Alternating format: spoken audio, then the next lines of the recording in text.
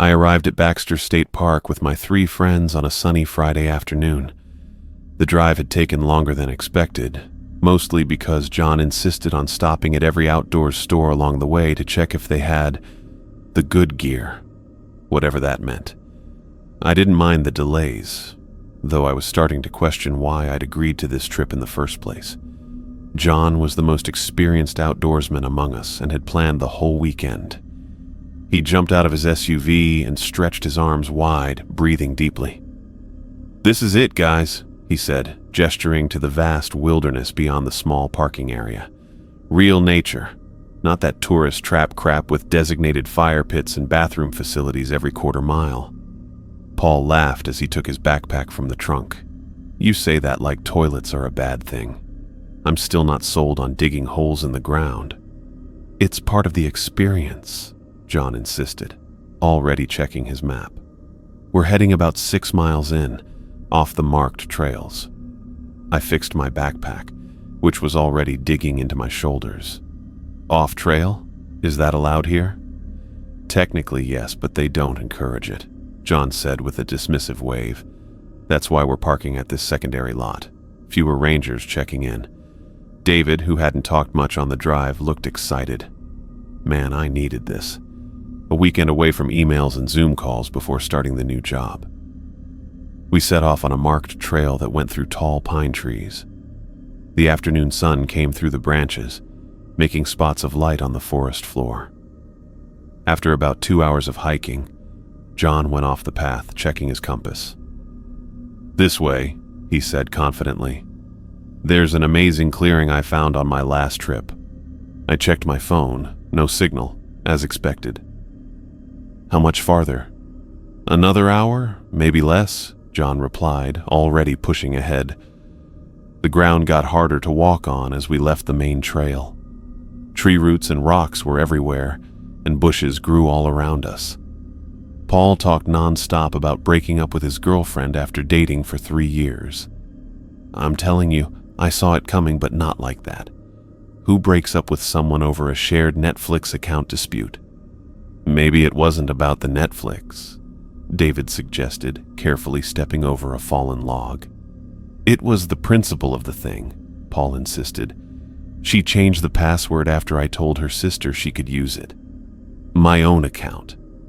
I half listened, more focused on our surroundings.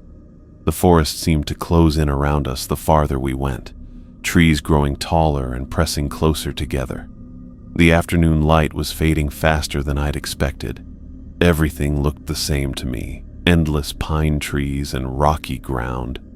If John hadn't been leading, I would have been completely lost.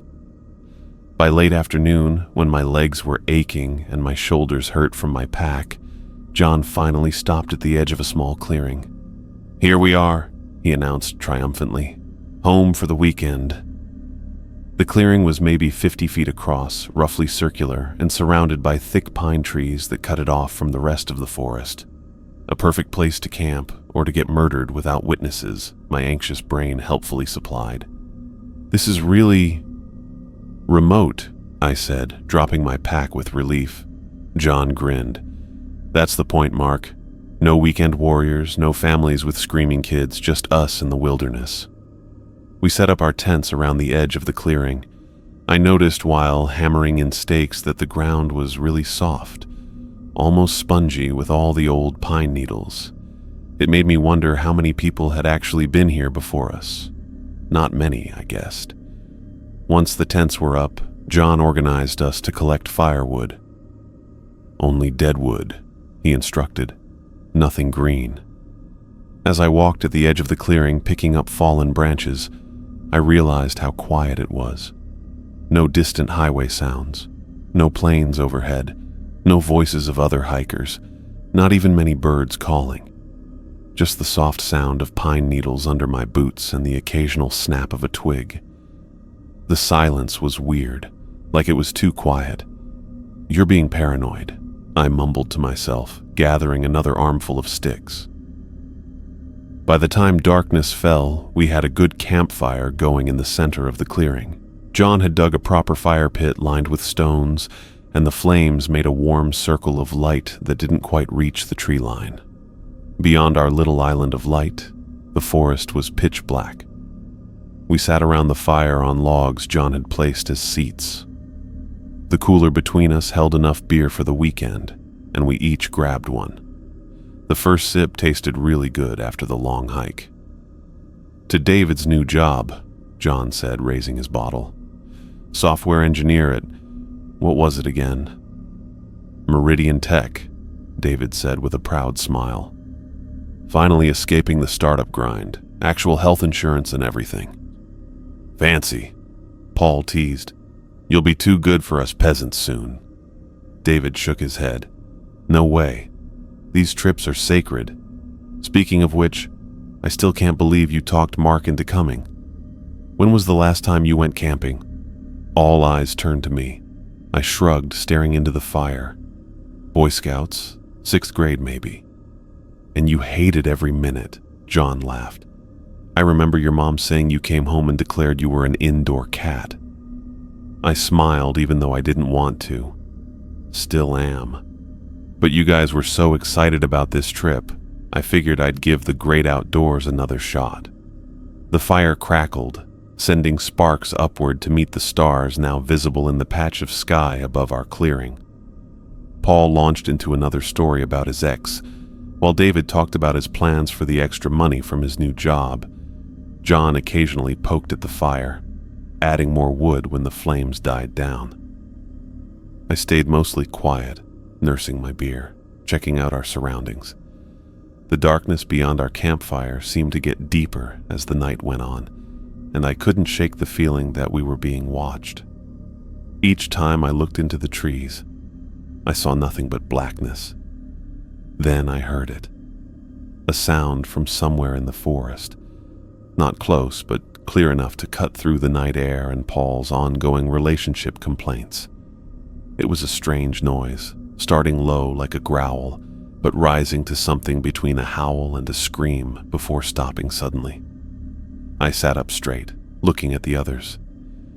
"Did you hear that?" John nodded, but looked relaxed. "Fox, probably. Or maybe a coyote. They make weird sounds, especially during mating season." "That didn't sound like any fox I've ever heard," I said. "When's the last time you heard a fox outside of a YouTube video?" John asked with a smirk. Paul laughed. "He's got you there, Mark." I made a face, taking another sip of beer. Fair point. The conversation resumed, but I kept listening. About 20 minutes later, the sound came again, similar but not identical. This time it seemed to come from a different direction, and maybe closer. It started the same way, a low growl rising to that strange howl scream, but ended with a series of shorter vocalizations that made the hair on my arms stand up. David paused mid-sentence. "Okay, that was weird." "Just wildlife," John insisted, though he turned his head toward the sound. "These woods are full of animals we don't see in the suburbs." "What kind exactly?" I asked. "Because that doesn't sound like anything I've heard in nature documentaries." John shrugged. "Could be a lot of things. Foxes, coyotes, even owls can make strange calls. Sometimes animals make odd noises when they're injured too." "Great," Paul muttered. "Wounded predators. That makes me feel much better." We all laughed, but it sounded forced. I pulled my jacket tighter around me, though the fire kept the clearing reasonably warm. As the evening went on, we heard the sound several more times. Each time it seemed to come from a different direction, but generally closer to our campsite. The noises were similar, but not identical, changing from a low growl to a high-pitched scream. Between these sounds, the forest was strangely quiet, as if all the normal nighttime animals had gone silent. John kept saying they were normal forest sounds, but I noticed he stopped walking away from the fire to get more wood, instead using what we had already collected nearby. When he needed to pee, he stayed at the edge of the clearing rather than going into the trees like he did earlier. "Maybe we should take turns keeping watch tonight," I suggested after a particularly close-sounding cry made us all jump. John scoffed, but his laugh seemed hollow. Watch for what? Seriously, Mark, it's just animals. I don't know, David said slowly. That last one sounded different. Different how? Paul asked, his voice pitched slightly higher than normal. David struggled to find the words. Like it was, I don't know, trying different sounds, testing them out. That's ridiculous, John said, but he didn't meet anyone's eyes. Animals don't test out sounds. I stared into the darkness beyond our fire. Some animals mimic, I said quietly. Certain birds. But that doesn't sound like a bird. Another cry broke through the night, this one so close it seemed to come from just beyond the tree line at the edge of our clearing. All four of us stood up instinctively, moving closer to the fire. Okay, John said, his voice lower now. Maybe we should keep the fire going all night, take shifts to feed it. No one objected. Paul nervously suggested we tell ghost stories to lighten the mood, but nobody took him up on the offer. Instead, we sat in tense silence, listening to the woods around us. The sounds kept coming on and off, sometimes stopping for half an hour before starting again, each time seeming to come from a different spot around the edge of our clearing. It felt like we were being circled. It's just coincidence, I told myself, not believing it for a second. Animals don't methodically circle a campsite. They don't spend hours calling from different positions around a specific location. By midnight, the strange cries had increased in frequency. The last beer had been opened an hour ago, but nobody was really drinking anymore. We were all too focused on the sounds, too busy trying to pinpoint their locations, too occupied with silently willing the night to pass quickly. I think we should leave tomorrow, I said finally. Head back early. Under normal circumstances, John would have argued or teased me about being scared. Instead, he just nodded. Yeah, maybe. Let's see how things look in the morning. None of us wanted to go to our separate tents, so we stayed by the fire, adding more wood whenever it started to die down. No one was sleeping anyway.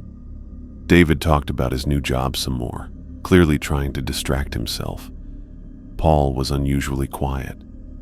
Another scream ripped through the darkness, this one different, longer, more sustained, and sounding almost hungry. It ended in a series of clicking sounds that couldn't possibly have come from any animal I knew. John finally took out his hunting knife, placing it on his knee. Just a precaution, he said when he caught me looking, in case it's a mountain lion or something. I didn't point out that no mountain lion made sounds like that. I just nodded and looked back into the fire, listening to the forest and wondering what was out there, watching us from the woods. Time passed as we huddled around the fire, each strange cry from the forest making us more nervous. John's digital watch showed it was nearly midnight. What started as occasional distant sounds had now become frequent and way too close. Each noise cut off our attempts at conversation, leaving us staring into the darkness beyond our small circle of firelight. I couldn't take it anymore. The constant tension was worse than whatever might be out there. We should pack up and hike back to the car, I said, breaking the uneasy silence that had fallen between screams. Now, while we can still somewhat see where we're going with the flashlights. John looked away from the tree line and stared at me like I was crazy. In the dark? Through 6 miles of off-trail woods? No way. We'd get lost in 10 minutes. Better lost than whatever's making those sounds finding us here, I argued.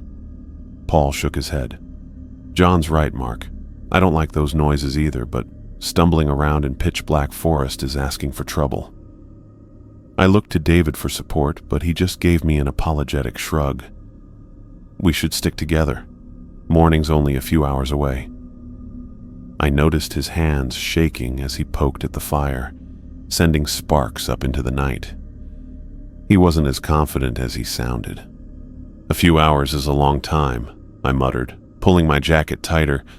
It got super cold all of a sudden. We could see our breath in the firelight. Maine woods get cold at night in early fall, but this was weird, like an icy chill out of nowhere. David added more wood to the fire. Anyone else feel that? It just got really cold. We all nodded, moving closer to the fire. Weather change, John said, but his voice lacked conviction. The crack of a branch snapping just beyond the clearing made us all jump. Paul let out a startled yelp that he quickly tried to cover with a cough. John took his hunting knife from the log and stood up. He pulled his flashlight from his pocket and pointed it toward the sound, the light shining between the trees. For a split second, the light caught something pale moving between the pines, about 30 yards in. It was tall, much taller than a person, and unnaturally thin. It disappeared from view almost instantly, but that glimpse terrified me. "What was that?" Paul whispered, his voice barely audible over the crackling fire. "Not sure," John replied, scanning the area with his flashlight. "Too tall and thin for a deer. Definitely not a bear." No one spoke the obvious question. What else could it be? John sat back down but held onto his knife, putting the flashlight next to him so he could grab it quickly. "Maybe we should take turns sleeping," Paul suggested, his voice higher than normal. "Like 2 keep watch while 2 sleep, then switch?" None of us moved toward our tents. The idea of being inside a thin nylon shelter suddenly seemed worse than staying in the open where at least we could see danger coming. "I'm not tired," David said. "Me neither," I added quickly. John just shook his head, eyes still fixed on the spot where he'd seen the pale figure. Another scream tore through the night, so close it felt like it was right at the edge of our clearing. This one was different from the others, longer, with changes in tone that sounded almost like words. It started as a deep growl that rose in pitch until it was a high-pitched wail that made my skin crawl. It sounded almost human but wrong, distorted, like a person's scream played through damaged speakers. I watched John's face as he heard it, saw the exact moment when he stopped doubting. His eyes widened, and he gripped his knife tighter until his knuckles turned white. "That's not an animal," he whispered, all his earlier confidence gone. "What do you think it is?" Paul asked, his voice trembling. John just shook his head, not taking his eyes off the tree line. We moved closer together in a tight circle around the fire. The flames seemed like our only protection against whatever was in the darkness. Each of us had found something to use. John with his hunting knife, Paul with the small camp axe he'd used to split kindling, David holding his metal flashlight like a club. I dug through my pack and found the can of bear spray I'd brought because my sister Sarah insisted. Bear spray works on anything with eyes and a respiratory system, I remembered her saying when she'd handed it to me before the trip. I hoped she was right. The thing outside our camp kept moving, with sounds giving it away. The soft crunch of pine needles, the occasional snap of a twig, the rustle of branches. It was circling our clearing, I realized after listening to the noises for several minutes. Moving around the edge in a pattern, never coming closer, but never moving away. "It's circling us," David said, putting words to what we were all thinking. "Animals circle when they're hunting," Paul whispered. "Or when they're studying their prey," I added, immediately wishing I hadn't. The steady movement kept going. 15 minutes went by as the creature finished what looked like its third full loop around our campsite. It wasn't just randomly walking around. This thing had a plan. It moved deliberately, stopping here and there like it was checking us out from different spots. "Why doesn't it just leave or attack?" David asked, his voice barely audible. "Why just circle?" None of us had an answer. I thought about the stories I'd read of predators wearing down their prey, making them exhausted before attacking. Or maybe it was just waiting for us to fall asleep. "We need to stay awake," I said. "All of us all night." No one argued. John stood again, raising his flashlight and knife. "Hey!" he shouted into the darkness. "We see you out there! Go away!" His voice bounced through the trees, then faded to nothing. The forest went completely silent. No rustling, no animal sounds, not even the normal chorus of night insects that had been barely audible during our conversation. For a moment, nothing happened. Then a response came, not a scream this time, but a low, rumbling sound that shook the ground beneath our feet. It got louder until it surrounded us, coming from everywhere at once. Paul dropped the axe, clapping his hands over his ears. "What the hell is that?" The sound stopped suddenly, leaving a ringing silence. "It understood you," I said to John, my mouth dry. "It heard you yell, and it answered." John slowly lowered his knife, his face pale in the firelight. "That's not possible." But the impossible was happening all around us. The temperature had dropped again, cold enough now that I could see frost forming on the pine needles at the edge of our firelight. My fingers were going numb, even though I was right next to the fire. "Feed the fire," John said suddenly, his voice taking on a new urgency. "Make it bigger." We hurried to add more wood, building the fire higher than was really safe. The bigger flames pushed back the darkness, making our circle of light spread out by several feet. For a moment, I felt relieved as we could see more around us. Then I realized that a bigger fire just let us see more of the forest. It didn't actually protect us from what was in it. Another branch snapped, closer this time. All four of us turned toward the sound, weapons raised. In the brighter firelight, I could just make out the lowest branches of the pines at the edge of the clearing shaking slightly, as if something had brushed against them.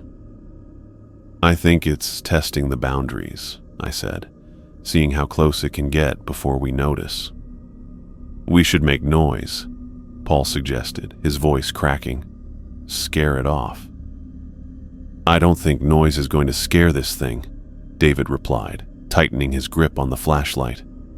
The creature moved again, circling back to the spot where John had first seen it. This time, it made a bunch of short, sharp cries that sounded like creepy, mocking laughter. I felt the hairs on my arms and the back of my neck stand up. Whatever was out there wasn't just an animal. It was intelligent. It was playing with us. "What do we do?" Paul asked, looking frantically between us. "We can't just sit here all night waiting for it to make a move." "That's exactly what we're going to do," John said firmly. "We stay together, keep the fire going, and watch each other's backs. When the sun comes up, we pack and leave. Fast." It was the first time John had acknowledged we should cut the trip short, and the admission sent a fresh wave of fear through me. If John was scared, we were in serious trouble. Another scream cut through the night, this one directly behind me. I spun around, raising the bear spray. Nothing was there. "Did you see anything?" I asked, my voice shaking. "No," David said, "but I heard it right there too." "It can throw its voice," John said in disbelief, "or it's moving faster than we can track." Neither option was comforting. We moved our positions, sitting back to back in pairs to cover all approaches to the fire. I ended up facing the north side of the clearing with David at my back. John and Paul watched the other directions. The fire roared between us, our only real comfort in the increasingly hostile night. Time crawled by. Every snap, rustle, or cry made us flinch. I found myself starting to see shapes in the darkness that disappeared when I looked directly at them. Tall, thin figures just beyond the firelight that vanished when I looked right at them. "Is anyone else seeing things?" I asked quietly. "Like what?" John asked sharply. "Shapes. Just for a second, then they're gone." Paul nodded. "I thought I was imagining it." "It's the fear and firelight playing tricks," John said, but he didn't sound convinced. David remained silent, but I could feel the tension in his back pressed against mine. The creature kept going around our camp, but it was moving differently now. It would stop for longer in certain spots, completely still and quiet, then move quickly to another spot. Each time it moved fast, we'd lose track of where it was until it made another sound. "It's learning," I whispered. "Adapting." No one disagreed. The temperature continued to drop. Our breath came out in clouds that lingered in the still air. My hands were so cold I wondered if I could even press the trigger on the bear spray if I needed to. "My watch says it's 1:30, John announced quietly. Less than 5 hours until dawn. 5 hours felt like an eternity.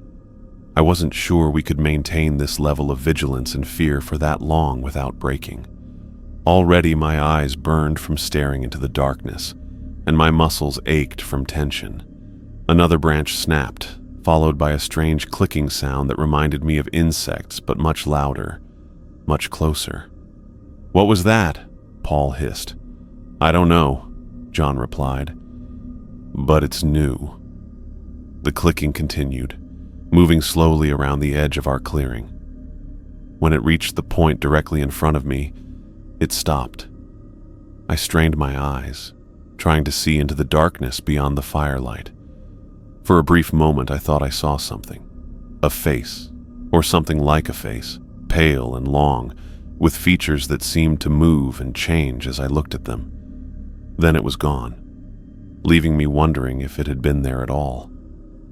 "Did you see that?" I asked David over my shoulder. "See what?" he replied, his voice tight with fear. I didn't answer. Maybe it was better not to describe it. The clicking started again, moving away from me and going around the circle. It went all the way around and then stopped. The silence after was even worse than the noise. It felt heavy and tense. Then I heard something new, a soft, rhythmic thumping that I didn't recognize at first.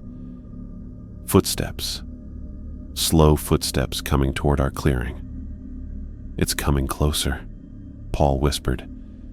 We all turned toward the sound, our makeshift weapons raised. The footsteps stopped just outside our fire's light. I could feel someone watching us. "Stay together," John said, his voice barely audible. "Whatever happens, stay together." The creature moved again, not walking this time, but changed position so quickly the movement was almost impossible to track. One moment it was directly east of us, the next it was to the north, then west, then south, circling us with impossible speed. "How is it moving that fast?" David's voice shook with disbelief. None of us had an answer. The rapid movement stopped as suddenly as it had begun. The forest fell silent again, but the feeling of being watched intensified. Whatever it was closer now, just beyond the light. Waiting. I looked into the dark forest, trying to see past our fire. The clicking noise had suddenly stopped, and everything was quiet except for the fire crackling behind me. I held my can of bear spray while my back was against David's as we watched for danger. The attack came without warning. John made a weird cry that sounded nothing like a person. I turned around quickly, almost falling as I looked away from where I was keeping watch. My brain couldn't understand what I was seeing. John was hanging in the air, his feet about a foot off the ground. The thing holding him was over 7 feet tall with arms and legs that were way too long for its body. Its face. I couldn't believe what I was looking at. It looked pulled and wrong, like someone had stretched human features out of shape. The skin was a sickly pale color that didn't catch any light from our fire. "John!" Paul screamed. Everything happened too fast. The creature's arm moved in a way arms shouldn't be able to move, stretching toward John's chest. Its hand ended in long, curved claws that tore through John's jacket and into his body easily. Blood sprayed across the campsite, droplets hissing as they hit the fire. John's body went completely limp, his knife falling from his hand to the ground. Paul screamed and ran forward, swinging the camp axe with all his strength. The blade hit the creature's shoulder, cutting into the pale flesh. The thing didn't make a sound, no cry of pain, no reaction at all. It simply turned its head toward Paul, the movement smooth but wrong, like its neck had too many joints. "Run!" David yelled, grabbing my arm so hard it hurt. "Mark, we have to run!" I couldn't move. My body wouldn't work as I watched the creature drop John's lifeless body. It moved toward Paul so fast I could barely see it, getting to him in less than a second. Paul tried to back away, but the creature caught him by the throat, lifting him like he weighed nothing. David yanked on my arm again, pulling me backward toward the trees. I finally could move my feet, and I stumbled away from the fire, still staring at the horrible scene. The creature's other arm reached toward Paul's midsection, claws digging deep. Paul's scream cut through the night, a sound so painful I knew I'd never forget it. Blood poured from the wounds as the creature began to tear. "Go, Mark, go now!" David shoved me hard toward the darkness of the forest. I stumbled backward, my heel catching on a root. David turned away from me, facing the creature with his flashlight raised like a club. "David, no!" I screamed. My friend looked back at me one last time. "Run! Don't stop!" The creature dropped what remained of Paul and moved toward us, covering the distance in 2 impossible strides. David swung the flashlight, the heavy metal connecting with the creature's chest. The impact barely slowed it down. With a casual swipe of its arm, it knocked David to the ground. The thing stood over him, its limbs bending at angles that made my stomach turn. Something finally broke through my paralysis. Pure terror jolted through my body, and I turned and ran blindly into the forest. Branches whipped at my face as I crashed through the bushes, away from the firelight, away from my friends, away from that thing. Behind me, David's screams carried through the trees, desperate, agonized sounds that abruptly stopped, leaving only the crashing of my own movement through the forest. I ran without direction or thought. My lungs burned with each gasping breath. I tripped over roots and rocks, falling hard only to scramble back up and keep running.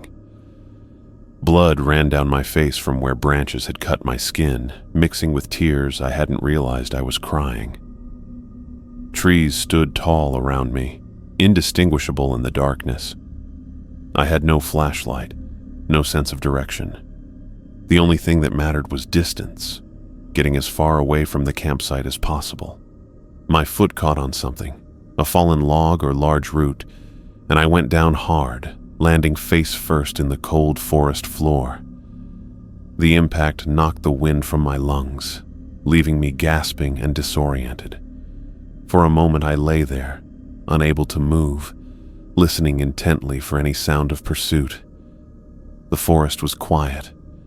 No screams, no unnatural movements in the darkness, just the soft rustle of wind through pine needles and my own ragged breathing. I pushed myself up, wiping dirt and blood from my face with a shaking hand. My pack was gone, lost in the initial panic or torn off by branches during my flight. With it went my water, food, flashlight, and extra clothing. All I had was my phone in my pocket and the bear spray, both useless against what had attacked us. A branch snapped somewhere behind me. I didn't wait to see what caused it. I scrambled to my feet and took off again, ignoring the pain shooting through my ankle and the stitch burning in my side. Pure terror drove me forward, deeper into the dark forest. John, Paul, David. The images of their deaths played on repeat in my mind. The impossible creature with its wrong movements and emotionless efficiency. The blood. So much blood. I ran until my legs refused to carry me anymore, finally collapsing against the base of a large pine tree. My chest heaved with each painful breath. My clothes were soaked with sweat despite the cold air. Every muscle screamed in protest. Huddled against the tree, I pulled my knees to my chest and tried to make sense of what had happened. The creature defied explanation. Nothing in nature moved that way or looked like that. The way its limbs extended, the way it showed no reaction to Paul's axe. It wasn't natural. It wasn't anything I could understand. My friends were dead. The reality of it hit me like a physical blow. They were dead, torn apart by something impossible, while I had run away. Guilt mixed with the terror in my gut, making me nauseous. A sound cut through the night, that same unnatural cry I'd been hearing all evening, but now, from somewhere behind me, it was following, hunting. I pushed myself up on trembling legs and started moving again, slower now, but still driven by the need to escape. I had no idea which direction I was heading. The dense tree cover above blocked any view of the stars that might have helped me navigate. All I could do was keep the sounds of pursuit behind me and pray that dawn would come soon. The forest seemed to stretch endlessly in every direction. Each tree looked identical to the last, each shadow potentially hiding the creature. My foot caught in a tangle of bushes, and I went down again, rolling down a slight incline before coming to rest in a small depression in the earth. I lay there, too exhausted to move immediately, listening to the sounds of the forest around me. The creature's cries had stopped, or perhaps I'd put enough distance between us that I could no longer hear them. My hands shook as I pulled my phone from my pocket. The screen lit up, painfully bright in the darkness. Still no signal, as expected, this deep in the park. The time showed 3:17 a.m., hours until dawn. I tucked the phone away and forced myself to my feet once more. I couldn't stay in one place.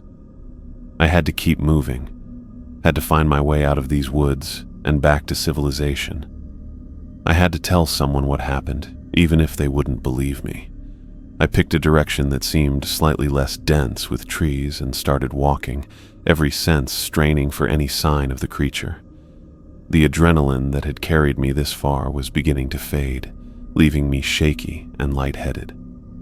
But the memory of what happened at the campsite was enough to keep me moving forward, one painful step at a time, through the endless dark forest. I lay in the ravine, breathing hard and painfully. The first gray light of dawn came through the pine branches above me, making light shadows across the forest floor. My legs had finally given out after hours of running, and I fell down into this small dip in the ground where I now stayed, too tired to move. Every few minutes, I lifted my head just enough to look around and listen for anyone following me. The forest was full of normal morning sounds, birds calling to each other, small animals moving in the bushes. These normal sounds should have made me feel better, but each one made me jump, sure that the creature had found me again. I couldn't stop thinking about what happened at the campsite. John hanging in the air, the creature's claws ripping through his chest, Paul trying to fight back, David's last moments as he died so I could get away. The pictures kept playing in my head, getting clearer instead of fading. The way the creature moved, all wrong, with joints bending in ways they shouldn't, the pale skin that seemed to suck up light, the face that my brain still couldn't understand. I pushed my hands against my eyes, trying to block the memories, but they stayed behind my eyelids. My friends were dead, torn apart while I ran away. After what felt like hours but might have been minutes, I made myself move. My muscles hurt badly as I crawled from my hiding spot, using a nearby tree to stand up. My jeans were torn at both knees, covered with dirt and blood. My jacket was ripped from branches that had caught me while I ran. Every bit of my skin was scratched or bruised. I checked my pockets and found my phone, but nothing else. My backpack was gone, lost somewhere in the dark as I ran. No water, no food, no compass. Just my useless phone showing no signal and a battery at 42%. The sun was up enough now to help me figure out which way to go. East, I decided, looking at where it was through the trees. East would eventually lead to roads, to people, to safety. I had no idea how far I'd run during the night or exactly where I was in the park, but going east seemed like my best chance. I started walking, and each step sent pain through my ankle. I must have twisted it when I fell. My throat was dry and my stomach hurt from hunger and fear, but physical pain wasn't as bad as what I had seen. Every few steps I looked behind me, sure I would see that pale figure moving between the trees. The daylight should have made me feel better, but the creature had attacked at our campfire. It didn't seem afraid of light. Still, I hoped like a child that daylight meant safety as I limped through the endless trees. Hours passed. The forest looked the same everywhere. Pine trees as far as I could see, with occasional rocks or fallen logs. I tried to walk in a straight line, using the sun to keep heading east, but I had to go around thick bushes or steep drops. My mouth was so dry that my tongue felt big. When I found a small stream running through the forest floor, I dropped to my knees beside it, scooped the cold water in my hands, and drank like crazy. I didn't worry about germs. Being too thirsty would kill me faster than anything in this water. As I knelt there, hands in the icy stream, a twig broke somewhere behind me. I stopped moving, water dripping between my fingers. Slowly, I turned my head, looking at the trees. Nothing moved. The forest got quiet again, the morning birds suddenly silent. I got to my feet quickly, ignoring the pain in my ankle, and started moving faster. The water had given me some energy to pick up my pace, even with growing blisters on my feet. Every sound made me jump. A pine cone falling to the ground, a squirrel running up a tree, the wind moving through branches. My nerves were so bad that normal forest sounds became scary, each one sending a new rush of fear through my body. By what I guessed was mid-afternoon, the trees began to thin a little. The change was small at first, just more light reaching the ground, the bushes getting thicker with the extra sunlight. Then I noticed the trees were smaller, younger. I was reaching the edge of old-growth forest. Hope filled me for the first time since I'd run from the campsite. Where the old forest ended, I might find people. I pushed harder, ignoring the pain shooting through my leg with each step. The trees kept getting thinner until I stumbled into what looked like a clear-cut area that had partly grown back.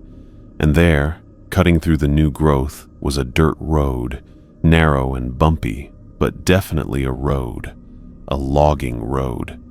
It had to connect to something bigger eventually. I almost cried with relief as I stepped onto its hard surface. After hours of walking on uneven forest ground, the smoother dirt felt amazing under my feet. I went downhill, thinking it would lead toward people rather than deeper into the forest. The road curved through the trees, sometimes getting wider in spots where logging equipment had once parked.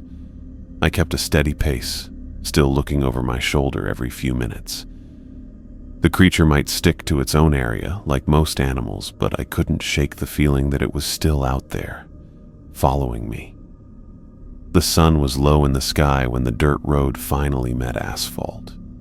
A real highway, with yellow lines down the middle and markers along the edges. I stood at the meeting point, looking both ways down the empty road, not sure which way would bring help faster. In the end, it didn't matter. I just walked to the middle of the highway and sat down, too tired to go any further. Someone would come along eventually. All I had to do was wait. 20 minutes later, I heard an engine. I struggled to my feet, waving my arms as a pickup truck came around the bend. The driver slowed, then pulled over about 20 feet away, looking at me carefully through the window. I didn't blame him for being careful. I must have looked crazy. Clothes torn, face scratched and bloody, eyes wild from being tired and scared. The driver rolled down his window but stayed in his truck.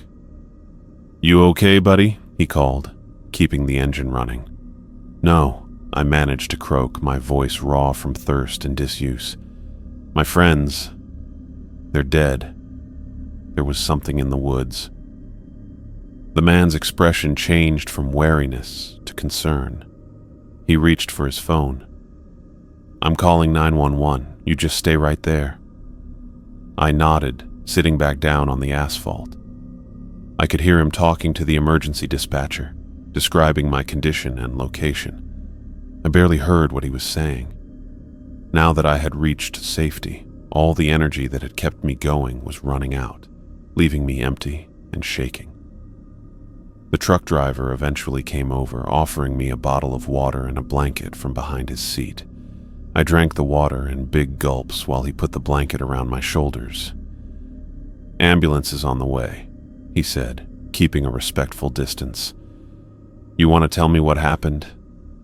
I opened my mouth, then closed it again. How could I possibly explain what I'd seen? "Bear attack," I finally said, the lie tasting awful. "It got my friends." The man nodded, accepting this without question. Bears were common in these woods. What I'd actually seen was not. The ambulance arrived 20 minutes later, with a police car right behind it. The paramedics checked me over, noting my dehydration, sprained ankle, and the many cuts and bruises on my body. They put me on a stretcher even though I said I could walk, and soon I was in the ambulance heading back to town.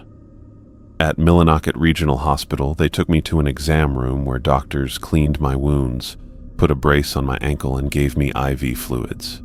A nurse took my information, calling my emergency contact, my sister Sarah, while a doctor looked at the deeper cuts on my face and arms. 2 police officers came in as the doctor was finishing. They introduced themselves as Officer Daniels and Officer Martinez from the Maine State Police.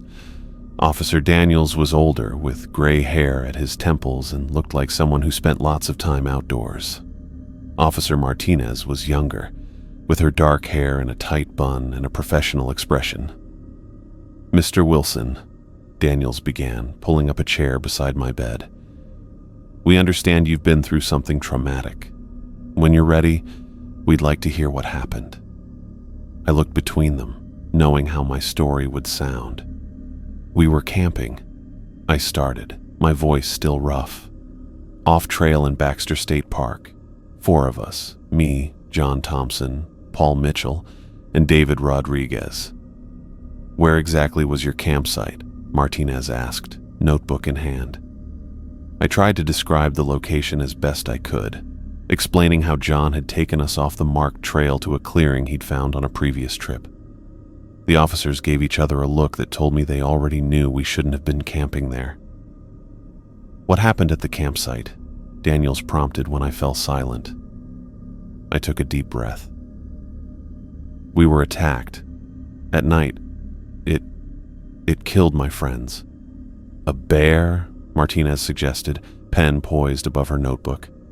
This was my chance to tell the truth, to describe the impossible creature I'd seen, but the words stuck in my throat. They wouldn't believe me. No one would. I'd be tagged as traumatized at best, delusional at worst. "I think so," I said finally. "It was dark. Everything happened so fast." Daniels nodded, his face looking both understanding and doubtful. "And you managed to get away?" "I ran. All night, I just ran." That much at least was true. They asked more questions about our equipment, whether we had food stored properly, if anyone had brought weapons. I answered without thinking much, keeping to facts that wouldn't sound crazy. Yes, John had a hunting knife. No, we didn't have a gun. Yes, our food was hung in a tree away from the campsite. "We'll organize a search party first thing tomorrow morning," Daniels said when they'd finished. "Try to locate your friends and recover your belongings." I nodded, knowing what they would find. Not bear victims, something much worse. "Get some rest, Mr. Wilson," Martinez added as they prepared to leave. "We'll need to take a formal statement tomorrow." After they left, a nurse gave me something for the pain and to help me sleep. I drifted off as the medication started working, happy for the chance to forget everything for a while. But the drugs weren't strong enough to stop the nightmares. I woke up screaming in the dark hospital room, still seeing those stretched out limbs and that twisted face. A night nurse rushed in, checking my vitals and telling me I was safe, that it was just a dream. But it wasn't just a dream. It was a memory, and no amount of medication could erase it. I stayed awake for the rest of the night, looking at the ceiling, afraid to close my eyes again. The hospital sounds around me, beeping machines, squeaky shoes on the floor, people talking in the distance, should have made me feel better about being back in the normal world.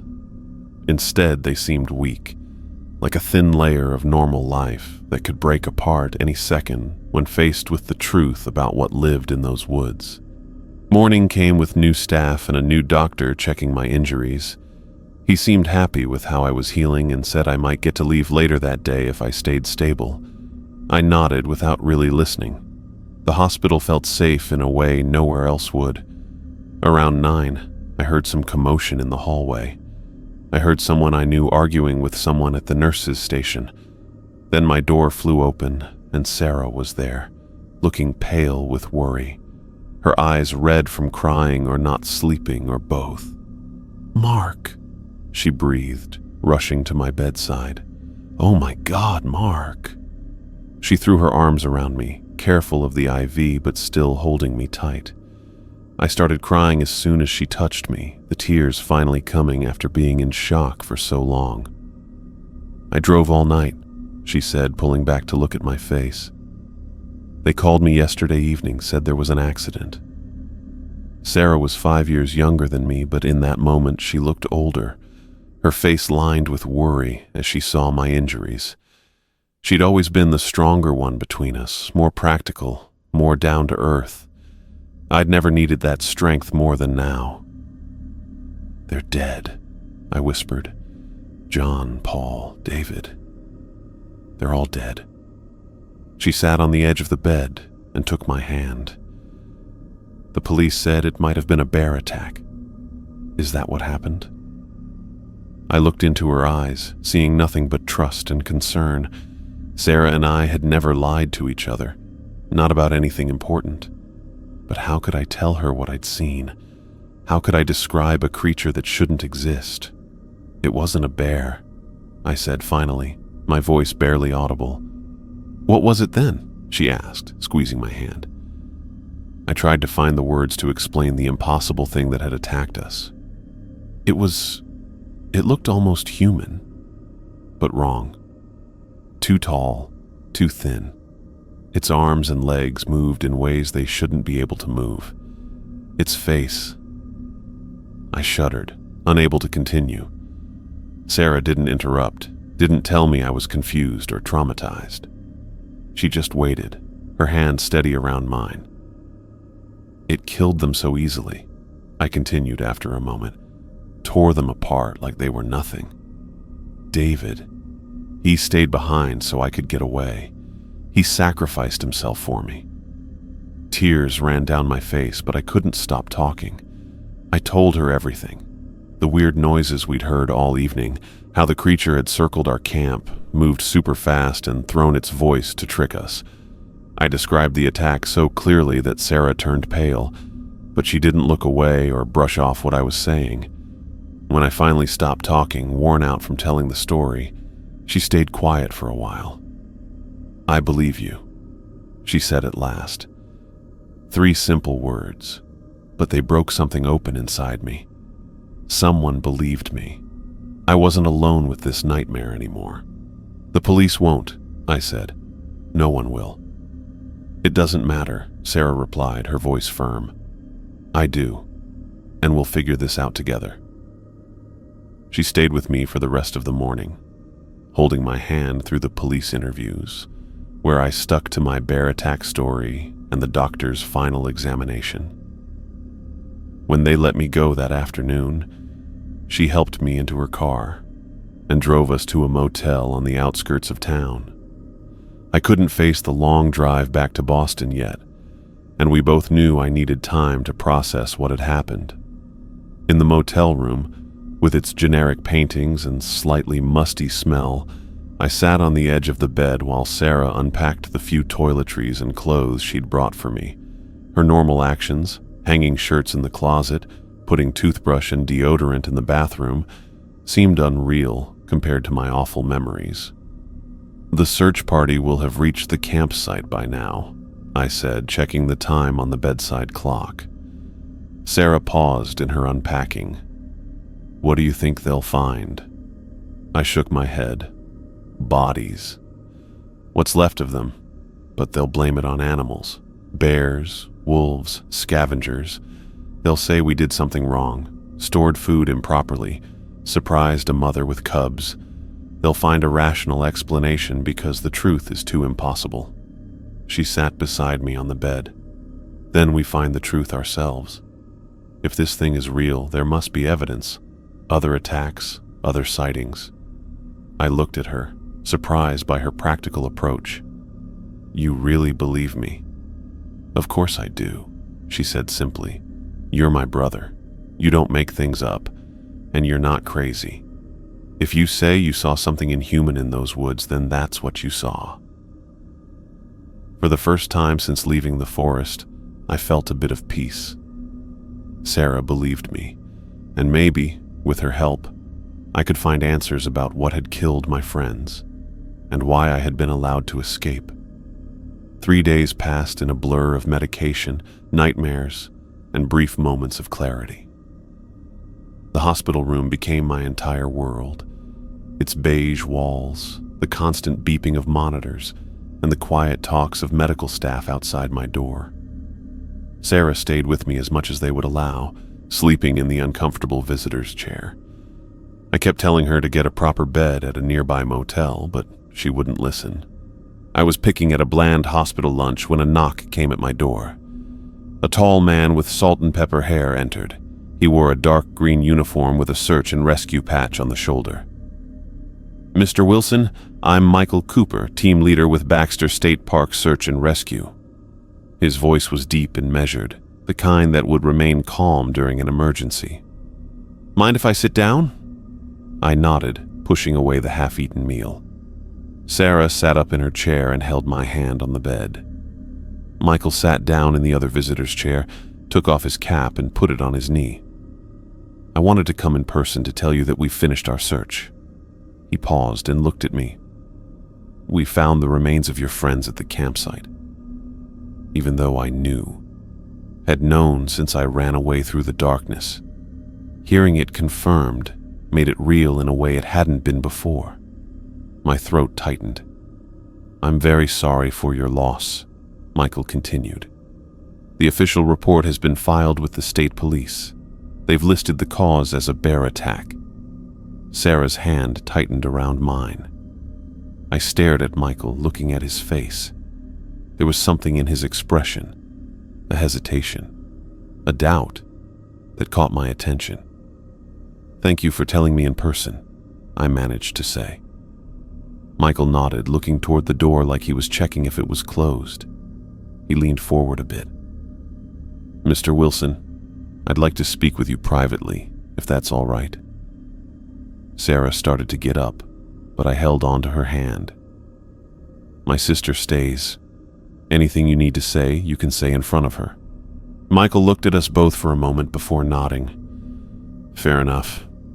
He moved his chair closer and lowered his voice. "I've worked these woods for 20 years.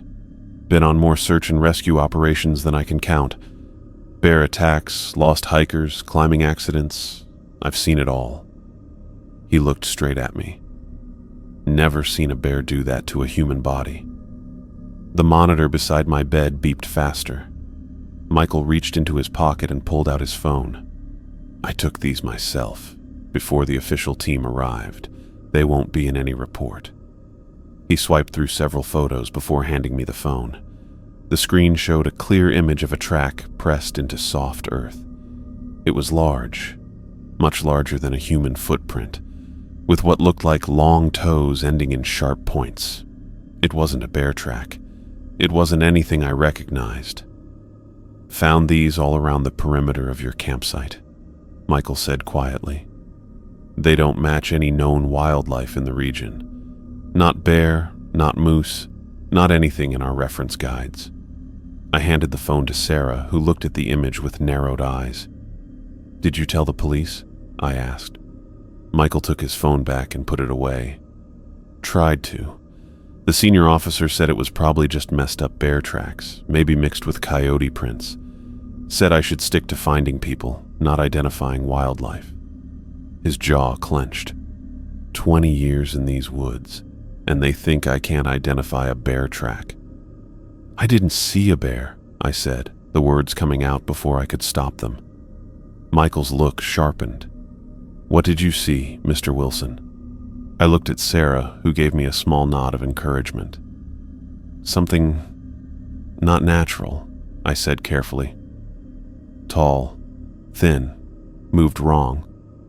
Its arms and legs were too long, bent in ways they shouldn't."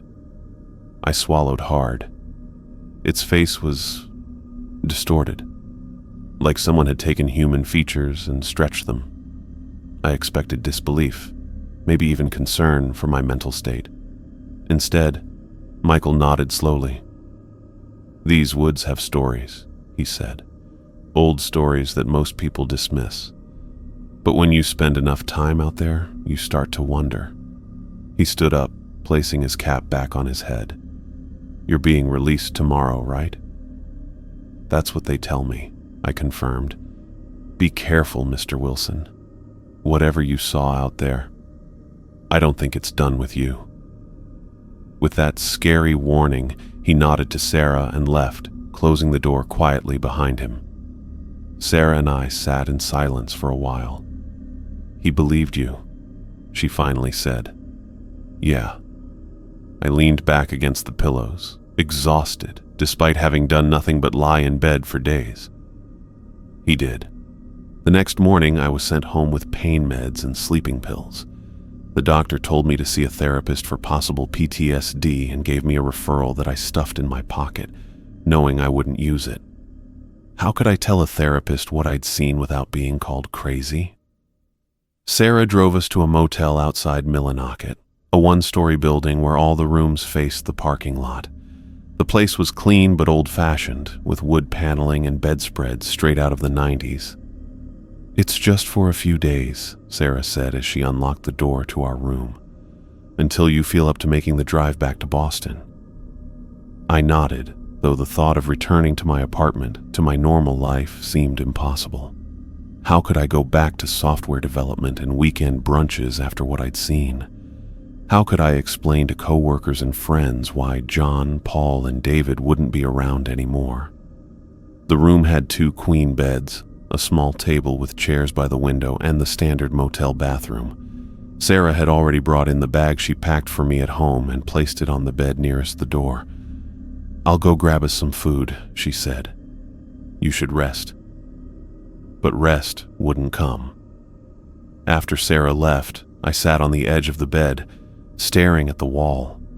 The silence of the room was only broken by the occasional car passing outside and the noise of the heating unit. I pulled out my phone and opened the browser. My fingers hovered over the keyboard for a moment before I typed, "Baxter State Park missing hikers." The search returned dozens of results: news articles, forum posts, official reports. I clicked on the first one. A local news story from 3 years ago about a hiker who had vanished from a marked trail. His body was found 2 weeks later. The cause of death listed as animal attack. I opened another tab and searched for Baxter State Park unexplained deaths.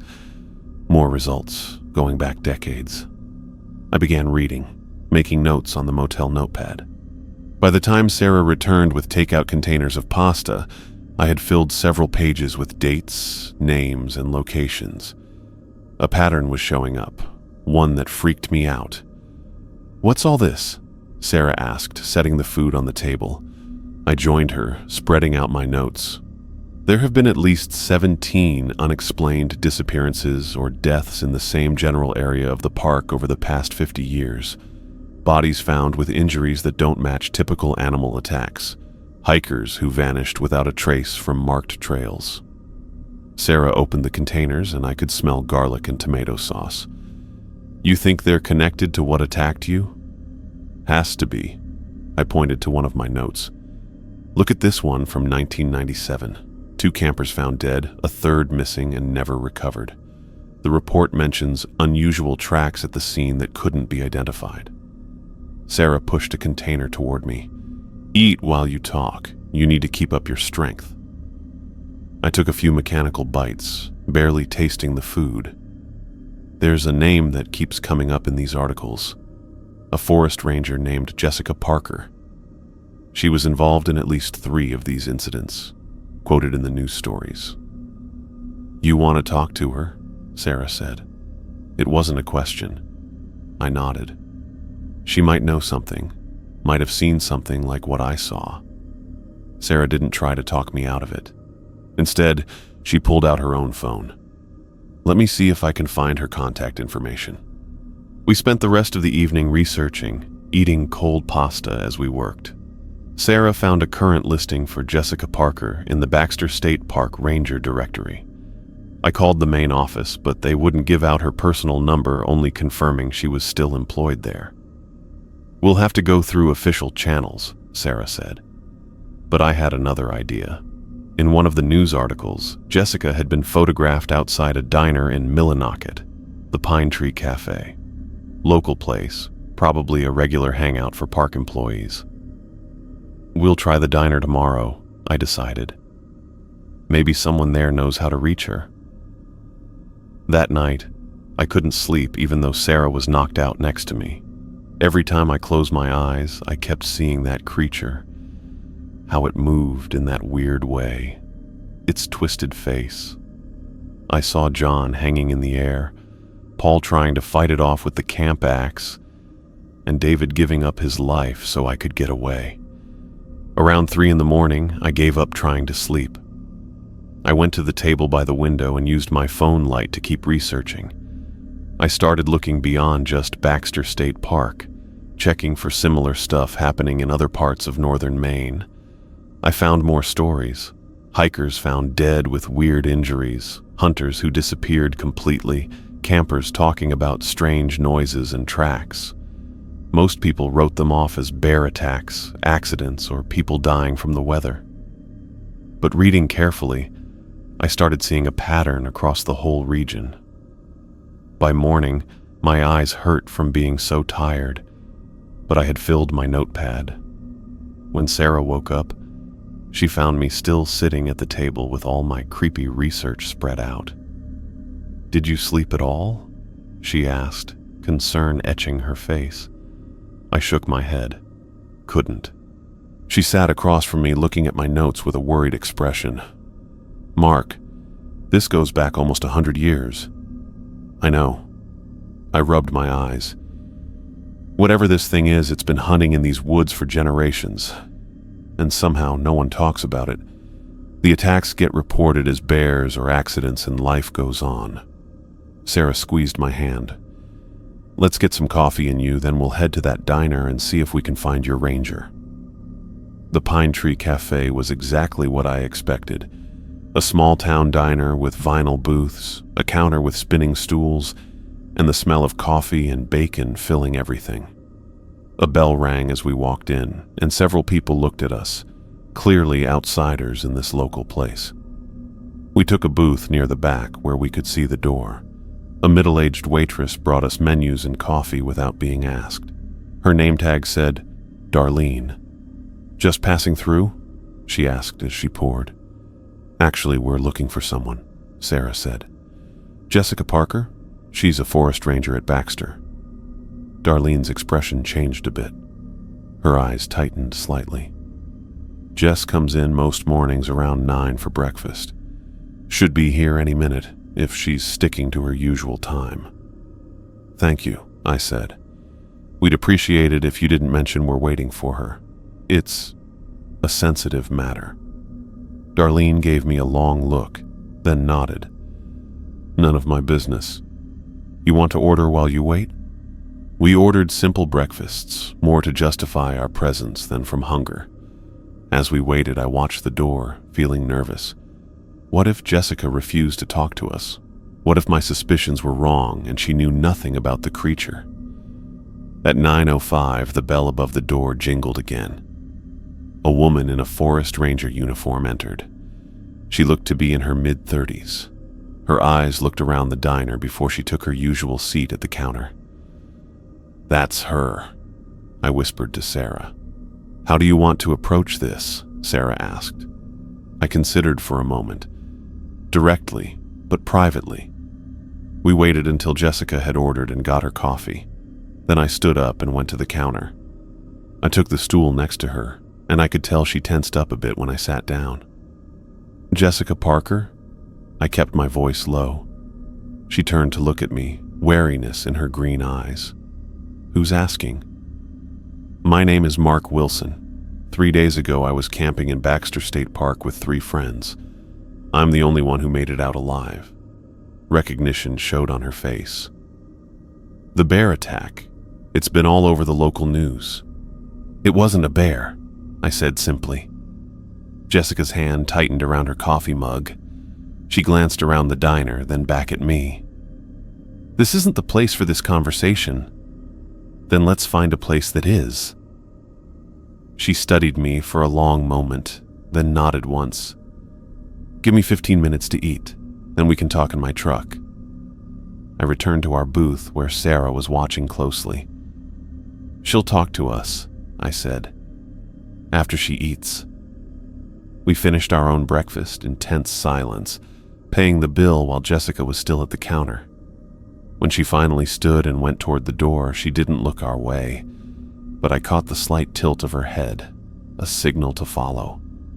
Outside, Jessica took us to a green pickup truck with the Baxter State Park logo on the door. She unlocked it and waved for us to get in. Sarah and I squeezed into the passenger side, the 3 of us sitting in a row on the bench seat. Jessica started the engine but didn't put the truck in gear. "We're not staying here," she explained. "Darlene's a good sort, but this town runs on tourism. They don't like people talking about certain things." She drove us out of the diner parking lot and took a side road, eventually pulling onto a dirt track that went to a small clearing overlooking a stream. Only when she had turned off the engine and checked that no other vehicles were nearby did she finally turn to face me. "Tell me exactly what you saw," she said. I told her about everything that happened that night. The weird noises around our camp, the attack out of nowhere, how the creature looked and moved like nothing I'd ever seen. Jessica just listened the whole time, her face getting whiter as I described what the thing looked like. When I was done, she didn't say anything for a while, just looked out at the stream below us. "The locals call it the Wendigo," she finally said, her voice barely above a whisper. "But the tourism board and park officials suppress the stories. Bad for business to have a monster in the woods." "You've seen it?" Sarah asked. Jessica shook her head. "Not directly, but I've found what it leaves behind." She turned to look at me. "My father was a ranger too. In 1982, he was leading a search for a missing hiker when he got separated from his team. He was alone in the woods for 2 nights before they found him." She paused and gulped. "He was never the same afterward. Wouldn't talk about what he'd seen, but he couldn't sleep without the lights on. Started drinking heavily, lost his job a year later. He killed himself when I was 15. "I'm sorry," I said quietly. "He left journals," Jessica continued. "I found them after he died. Pages and pages describing a creature that matches what you saw. He believed it had been hunting in these woods for centuries." "Why doesn't anyone do anything?" Sarah asked, an edge of anger in her voice. Jessica gave a bitter laugh. "Who would believe it? And even if they did, what could they do? Close the entire park? Send in the military to hunt a creature that might not exist?" She shook her head. "Easier to blame bears and move on." "But you believe," I said. "I've seen too much not to." Jessica reached into the glove compartment and pulled out a small notebook. She flipped through it until she found what she was looking for, then handed it to me. This man might help you understand what you're dealing with. Thomas Baker. He's been documenting these occurrences for decades. I looked at the name and address she had written down. A local historian. More like a dedicated amateur researcher. Some people call him a crackpot, but he knows more about the history of this region than anyone else. Jessica took back the notebook. Be careful, though. If you start asking questions, digging into this thing, you might make yourself a target. I'm already a target, I said. It let me live. Why would it do that if it wasn't planning to come for me later? Jessica's expression confirmed my fears. That's exactly what my father wrote in his journal. He believed it was toying with him, that it enjoyed the fear of knowing it could find him whenever it wanted. How did he survive for so long? Sarah asked. He didn't say specifically, but he filled his house with protective charms from various traditions, Penobscot tribal symbols, Catholic crosses, iron horseshoes over every door and window. Jessica looked at me intently. Talk to Thomas Baker, he might know more. She started the truck again, signaling our conversation was ending. As she drove us back toward town, she added, "Be careful who you talk to about this. Most people in Millinocket depend on the park for their livelihood. They don't want to hear about monsters scaring away tourists." Jessica dropped us off a block from the diner. Before we got out, she grabbed my arm. "One more thing," she said. "If you start having dreams about it calling you back to the woods, don't listen. That's how it lures people." With that final warning, she drove away, leaving Sarah and me standing on the sidewalk. "What now?" Sarah asked. I looked down at the address I'd copied from Jessica's notebook. "We find Thomas Baker."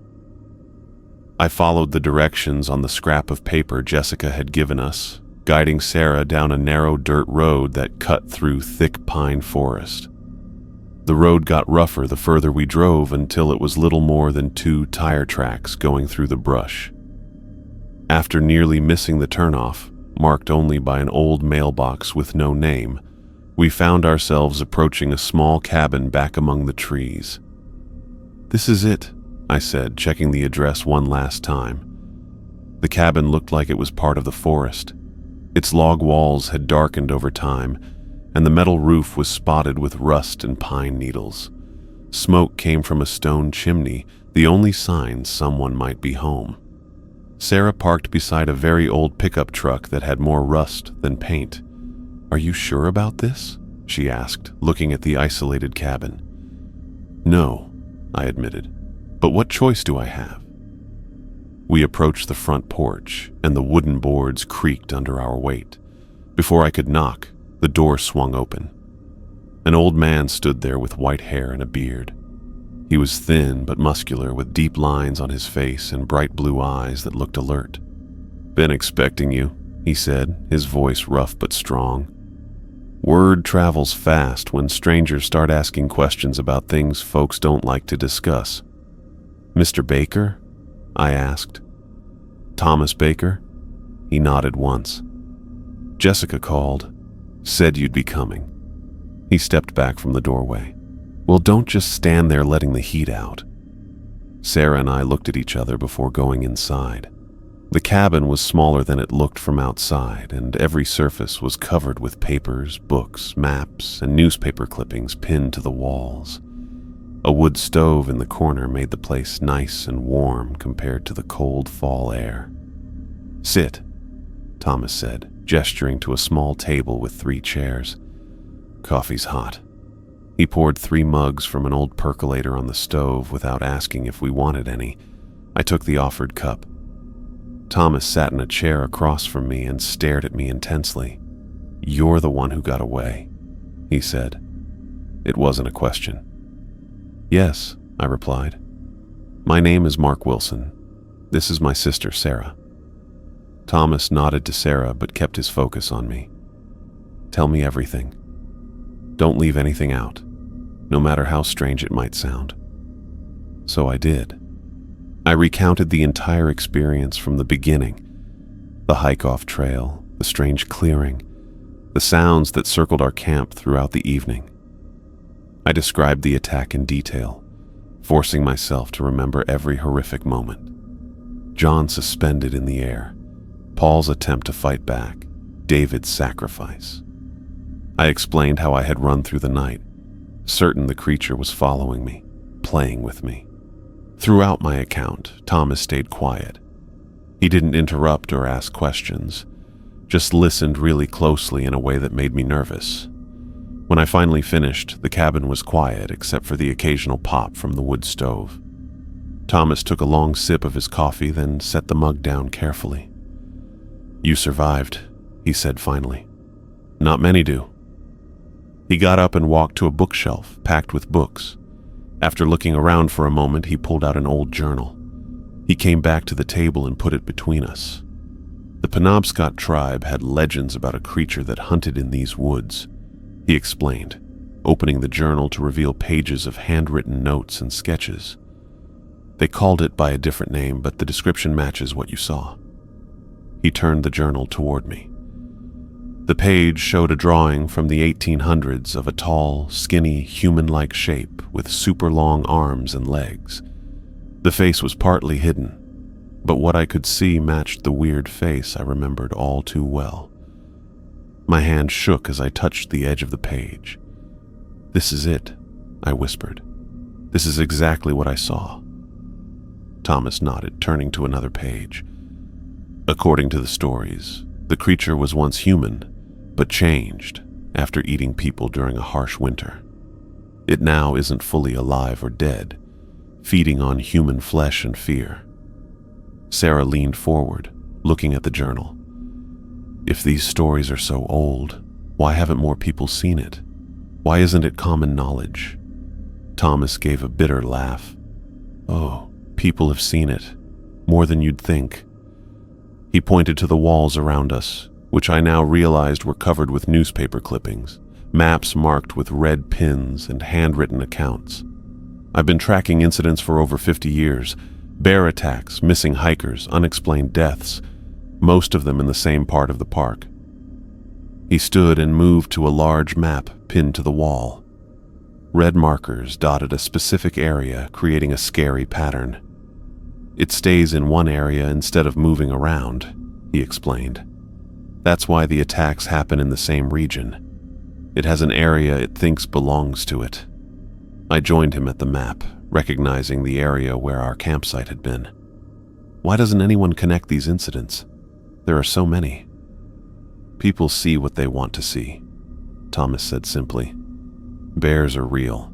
Getting lost in the woods is real. Those are explanations people can accept. A creature that defies natural law? That's harder to swallow." He tapped the map. "Besides, these attacks span decades.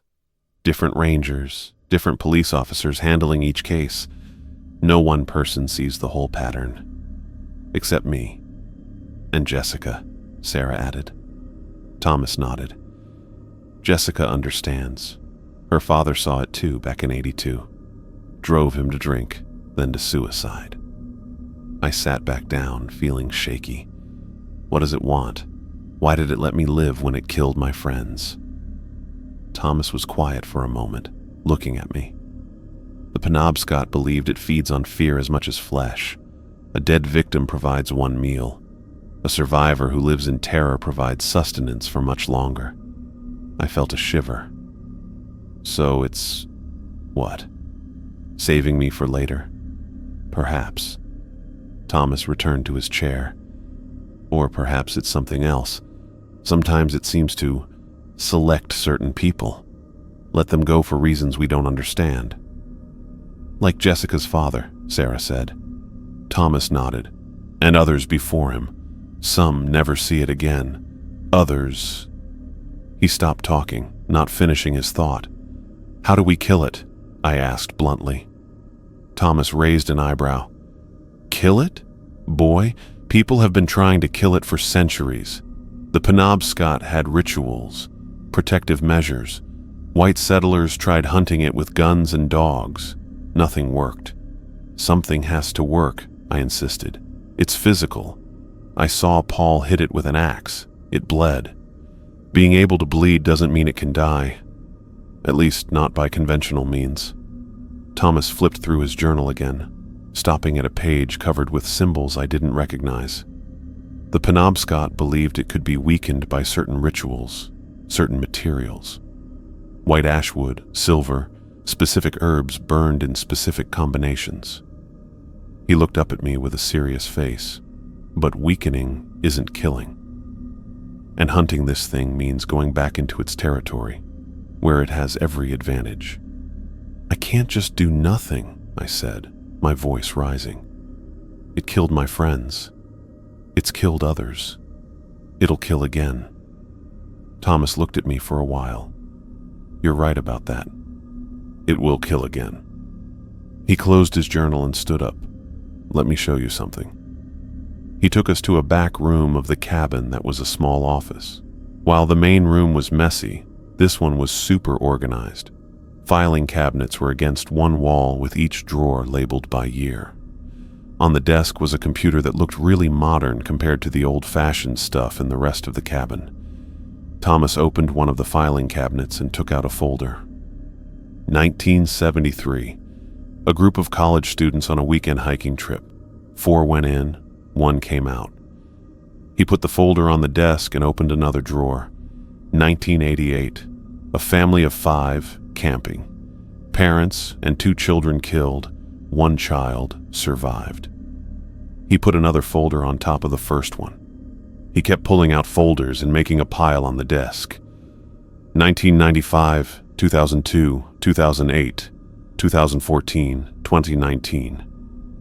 All of them were about people who died and the few who lived through it. I've interviewed every survivor I could find, Thomas said, his hand resting on the stack of folders. Most wouldn't talk about what they saw. Those who did were rarely believed.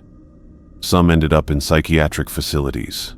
Others, like Jessica's father, took their own lives. He turned to face me directly. This thing has been hunting these woods for generations. It's patient, it's intelligent, and it doesn't fight fair. Neither will I said, meeting his gaze. Thomas's expression softened slightly. You remind me of myself 50 years ago. I was a park ranger then. Saw something I couldn't explain while out on patrol. No one believed me, so I started looking for answers on my own. He gestured around the room. Been looking ever since. Have you ever tried to hunt it? Sarah asked. A shadow passed over Thomas's face. Once, 1977. I convinced 2 other rangers to help me. We thought we were prepared. He shook his head slowly. We weren't. They died badly. I only survived because I fell into a ravine, and the creature couldn't reach me. Spent 3 days hiding before I could make it back to civilization. He returned to the main room, and we followed. The afternoon light was fading through the cabin's small windows. I should get you back to town before dark, Thomas said, glancing outside. These roads aren't safe at night, even without monsters to worry about. As we got ready to go, Thomas went into another room and came back with a small cloth bag that he gave me. Penobscot protective charm, he explained. Might help, might not, but it can't hurt. I put the bag in my pocket and thanked him. When we stepped onto the porch, Thomas grabbed my arm really hard, his fingers gripping my sleeve. It knows your scent now, he warned, his voice low and urgent. And it doesn't like survivors. Be careful. The drive back to the motel was quiet. Both Sarah and I lost in our own thoughts. The information Thomas had shared was overwhelming, confirming my worst fears while raising new questions. The creature was real. It had been hunting these woods for generations, and now, for whatever reason, it had let me live. What are you thinking? Sarah finally asked as we pulled into the motel parking lot. I'm thinking I need to end this, I said. Somehow. Sarah didn't argue, which surprised me. Instead, she simply nodded. We'll figure it out. Together. That night, I dreamed of the clearing again. In the dream, I was alone, standing by the dead campfire. The moon was full, shining silver light across the spongy ground. From the surrounding forest came soft voices, not the creature's weird cries, but human voices. John, Paul, David, calling my name, asking why I had left them, why I had run while they died. I woke up suddenly, my t-shirt soaked with sweat, in the cold room. The digital clock on the nightstand showed 3:17 a.m., the exact time I checked my phone that night in the forest. Sarah slept soundly in the other bed, not bothered by my nightmare. As I calmed down, I heard a sound, a light scratching coming from the window. At first I thought it might be a tree branch, but our room faced the parking lot, with no trees nearby. The scratching continued, steady and rhythmic. Scratch, scratch, pause. Scratch, scratch, pause. I got out of bed feeling scared. The curtains were closed, blocking any view of what might be outside. Part of me wanted to wake Sarah, but another part, the part that had survived that night in the woods, needed to face this alone. With a shaky hand, I reached for the edge of the curtain. The scratching stopped, as if whatever was making the sound knew I was coming closer. I paused, then pulled the fabric back in one quick motion. The window was empty, no face, no one standing in the parking lot. But scratched into the glass that I could see in the light from the parking lot were fresh claw marks.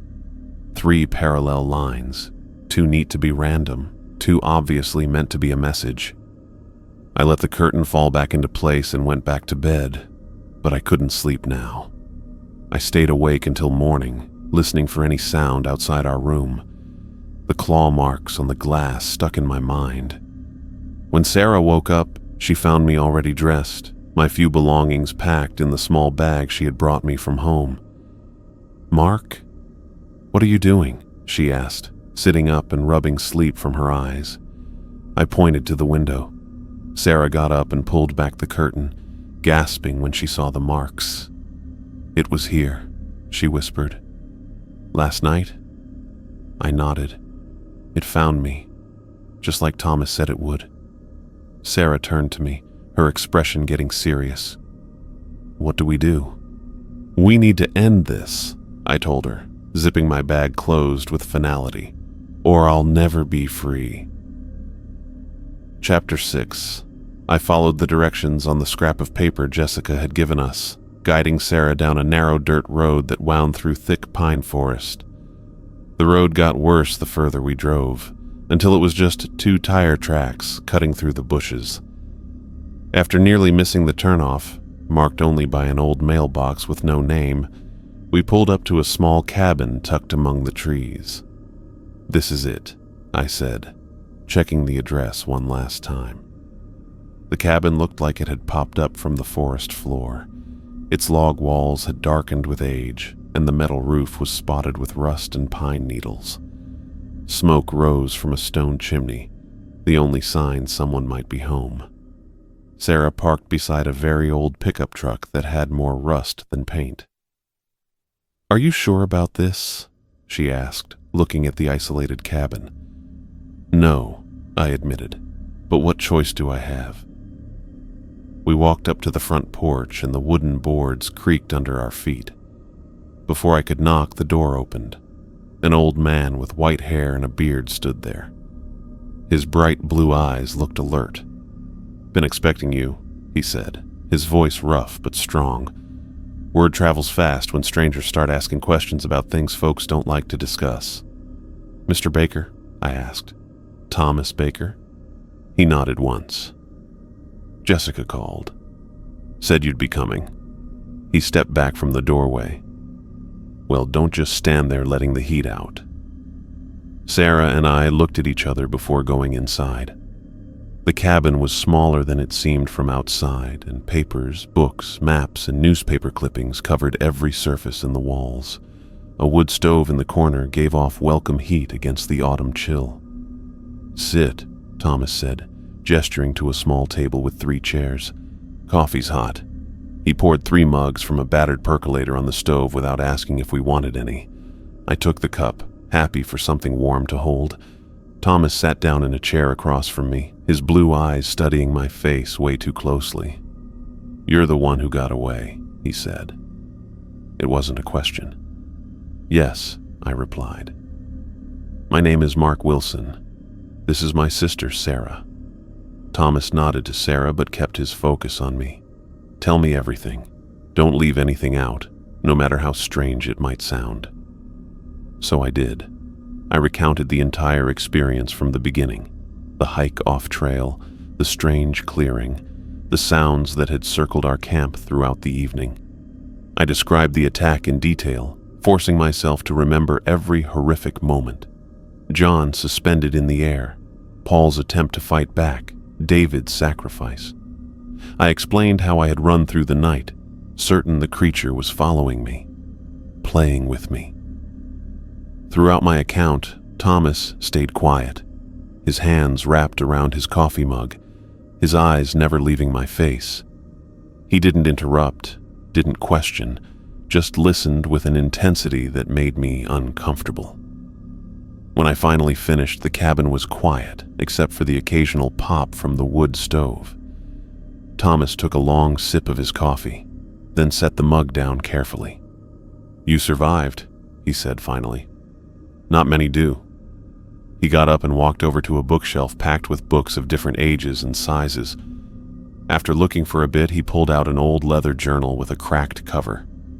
He came back to the table and set it down between us. "The Penobscot tribe had legends about a creature that hunted in these woods," he explained, opening the journal to reveal pages of handwritten notes and sketches. "They called it by a different name, but the description matches what you saw."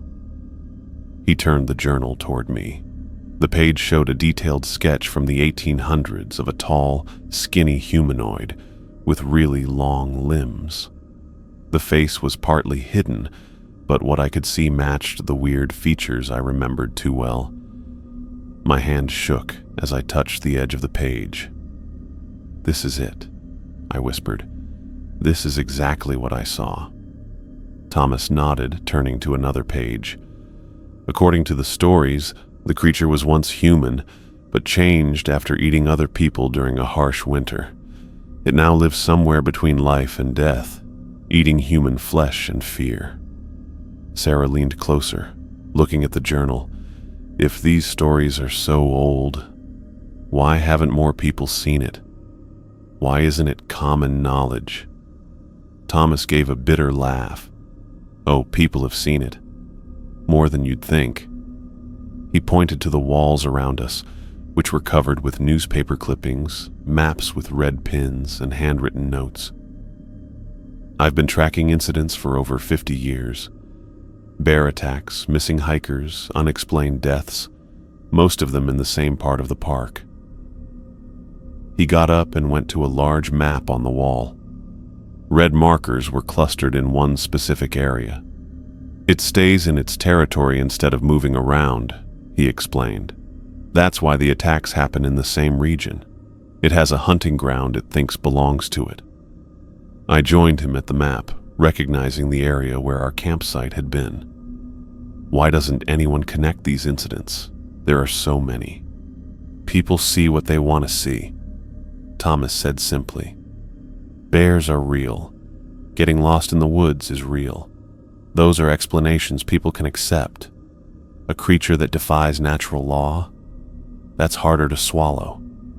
He tapped the map. "Besides, these attacks span decades. Different rangers, different police officers handling each case. No one person sees the whole pattern, except me. And Jessica," Sarah added. Thomas nodded. "Jessica understands. Her dad saw it too back in '82, drove him to drink, then to killing himself." I went back to my seat feeling shaky. What does it want? Why did it let me live when it killed my friends? Thomas was quiet for a moment, looking at me with his blue eyes. "The Penobscot believed it feeds on fear as much as flesh. A dead victim gives one meal. A survivor who lives in terror gives food for much longer." I felt cold all over. "So it's, What? Saving me for later?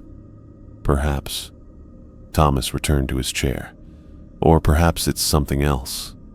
Sometimes it seems to select certain people. Let them go for reasons we don't understand. Like Jessica's father, Sarah said. Thomas nodded.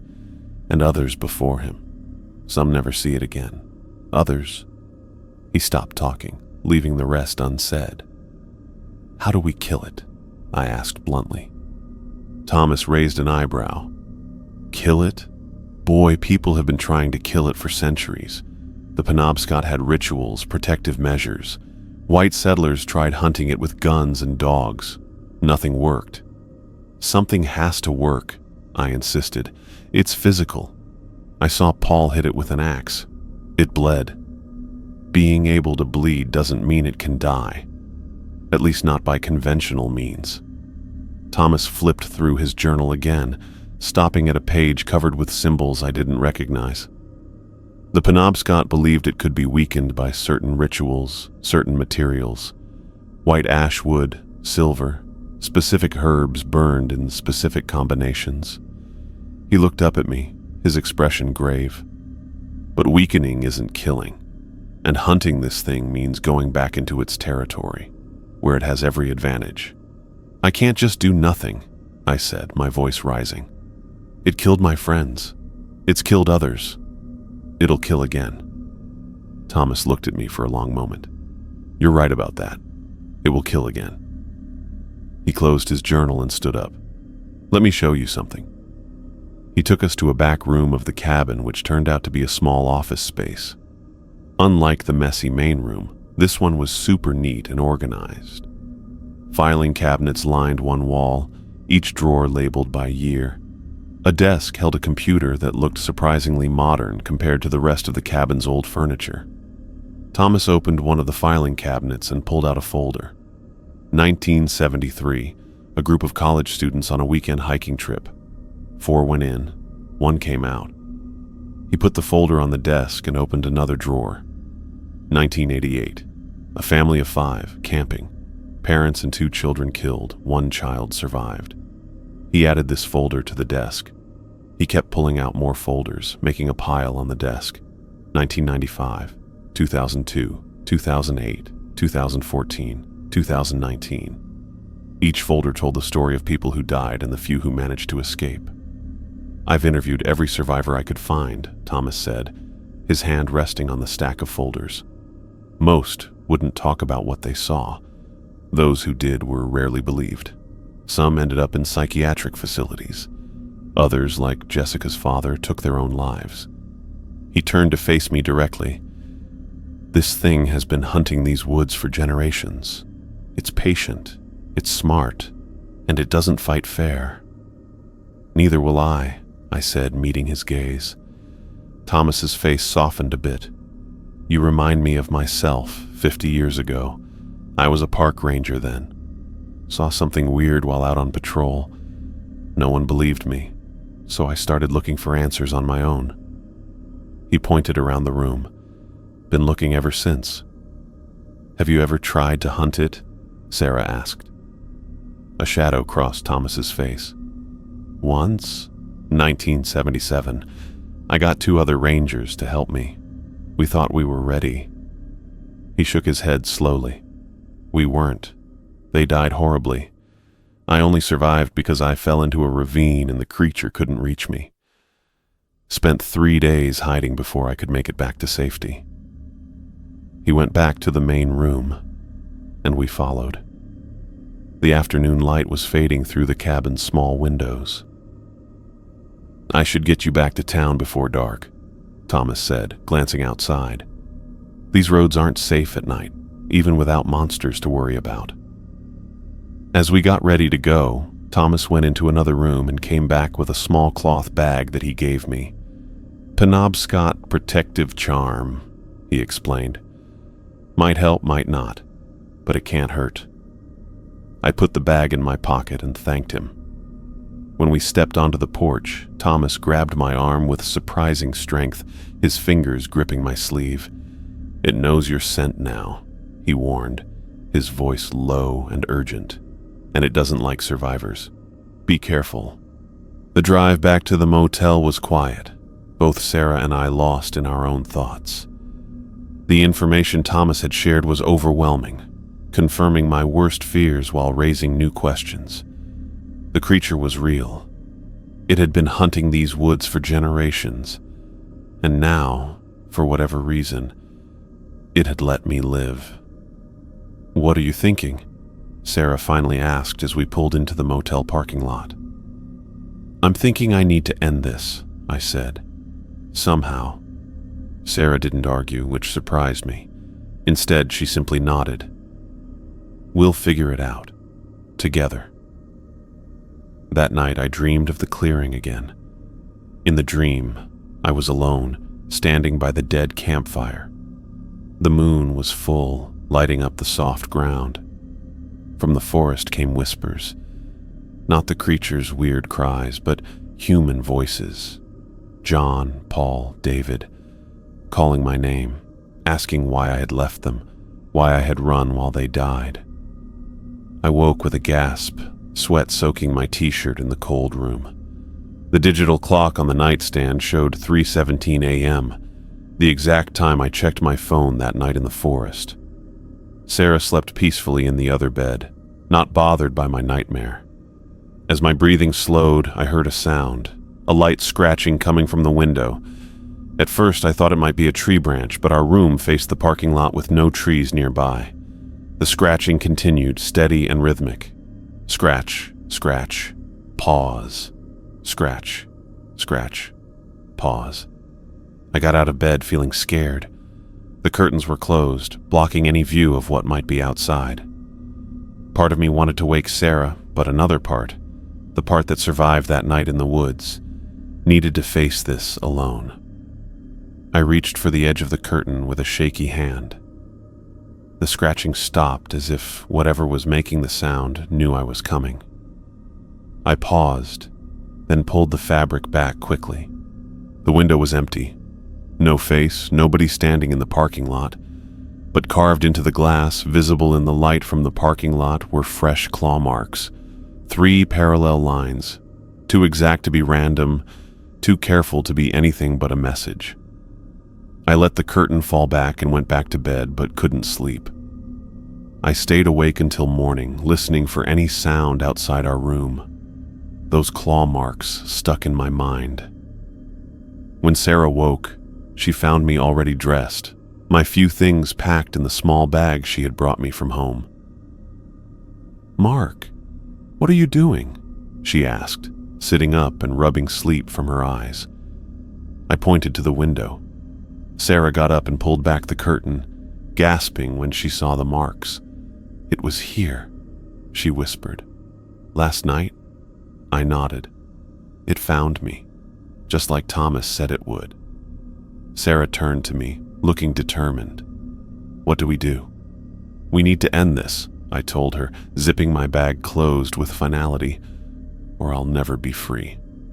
"Absolutely not," Sarah said, her voice rising as she paced our motel room. "You can't seriously be considering going back there."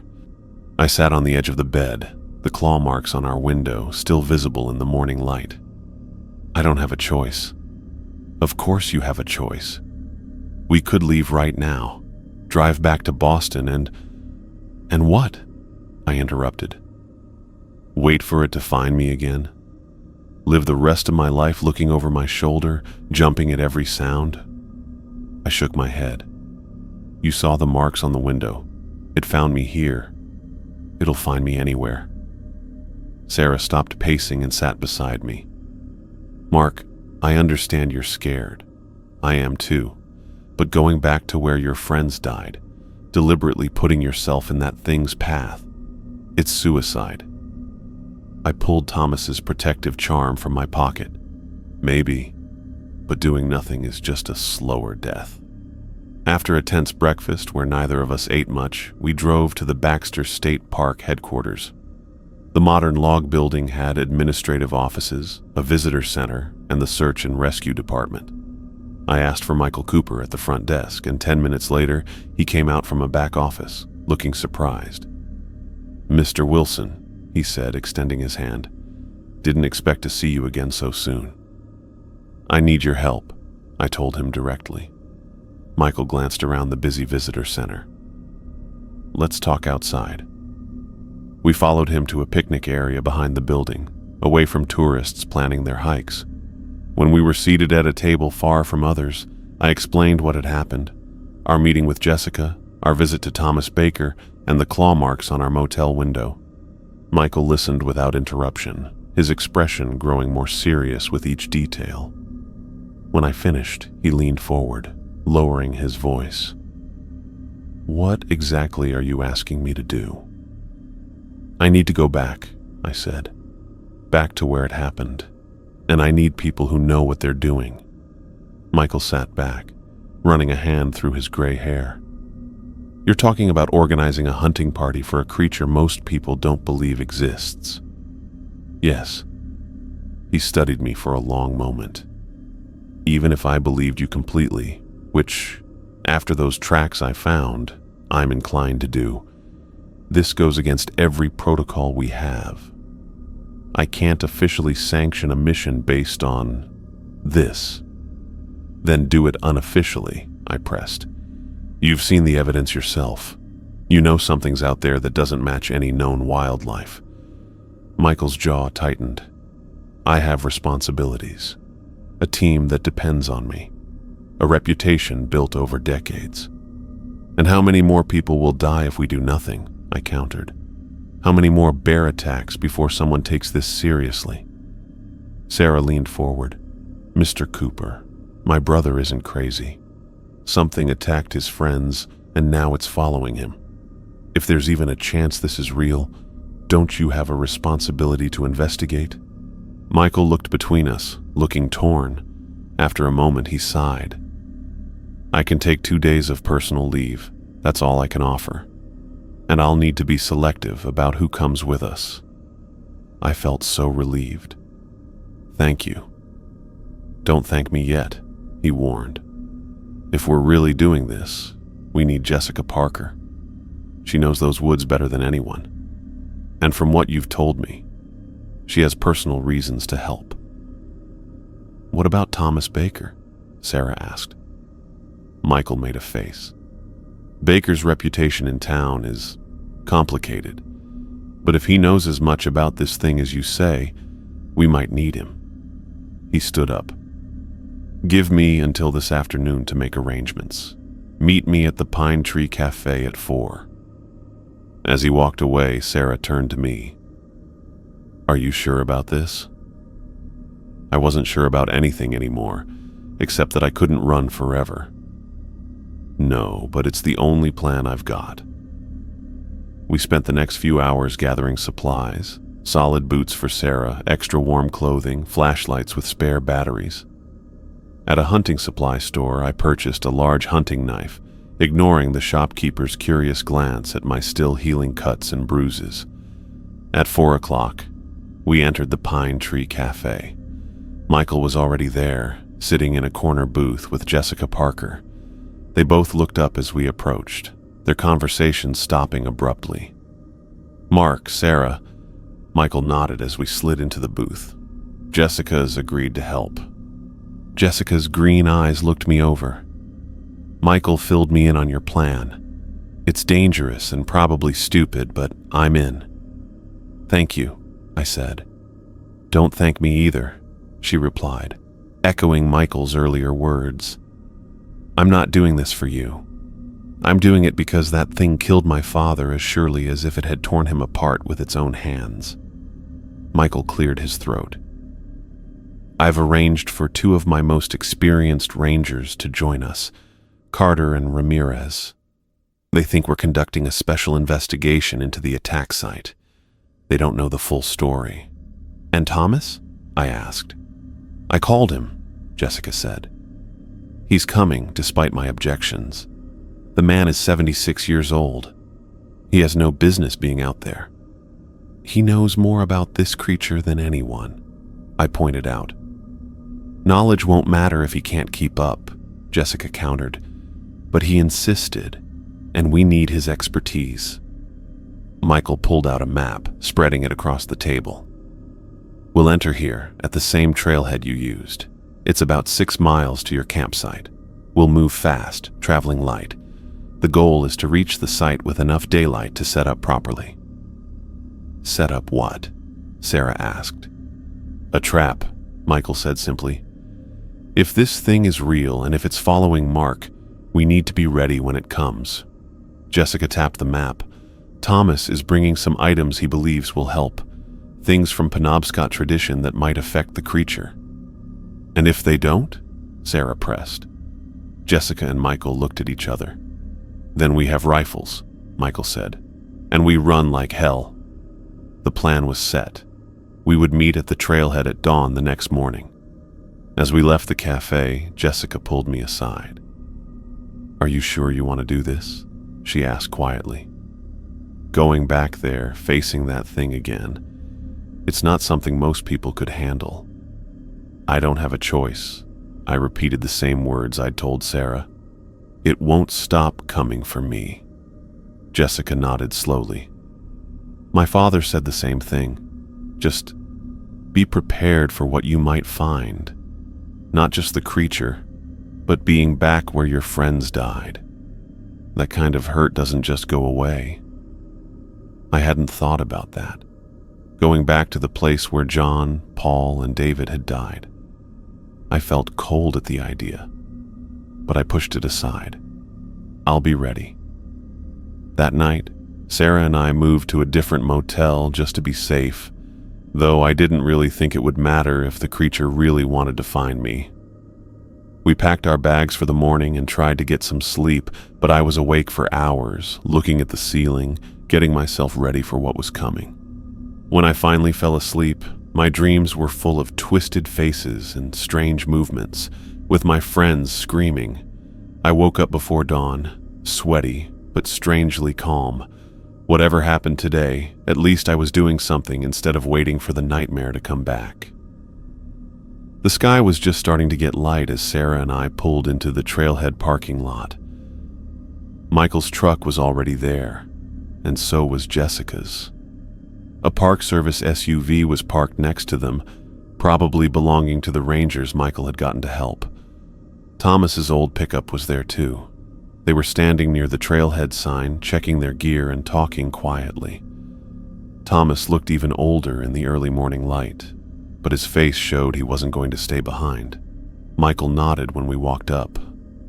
Mark, Sarah, this is Carter and Ramirez. He pointed to 2 rangers in their 30s, a man and a woman, both looking fit and alert even though it was so early. Thanks for coming, I said, shaking their hands. Carter gave me a curious look.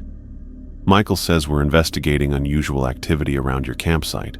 Mind telling us what kind of activity? I looked at Michael, who gave a slight nod. We believe whatever attacked my friends wasn't a bear. Ramirez raised an eyebrow.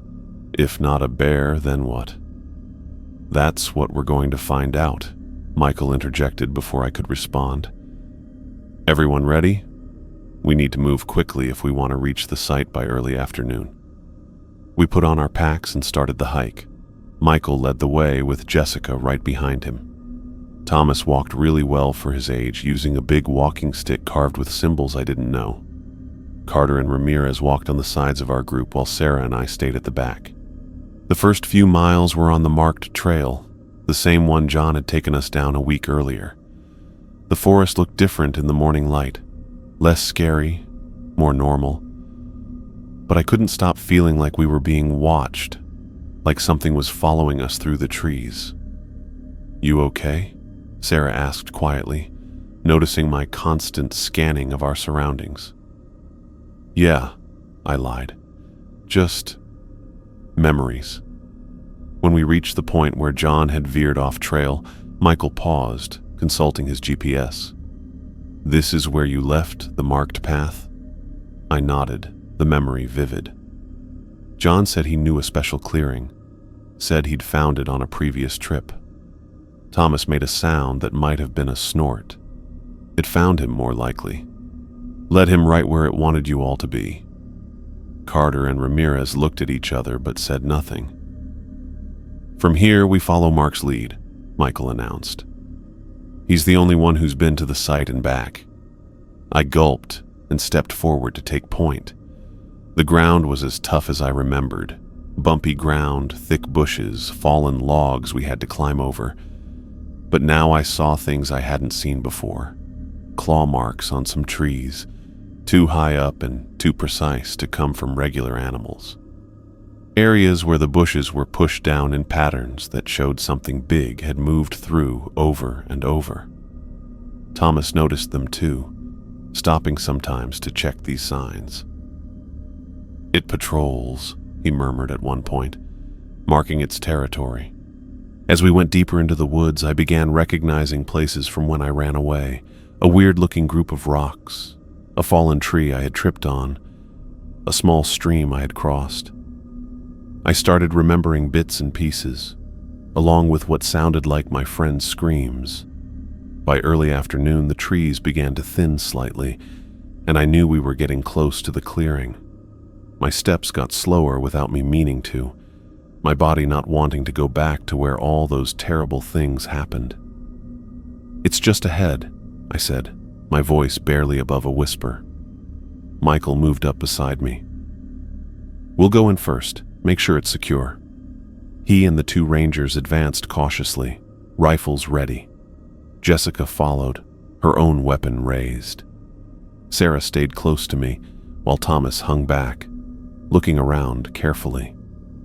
When we finally stepped into the clearing, I was shocked by what I saw.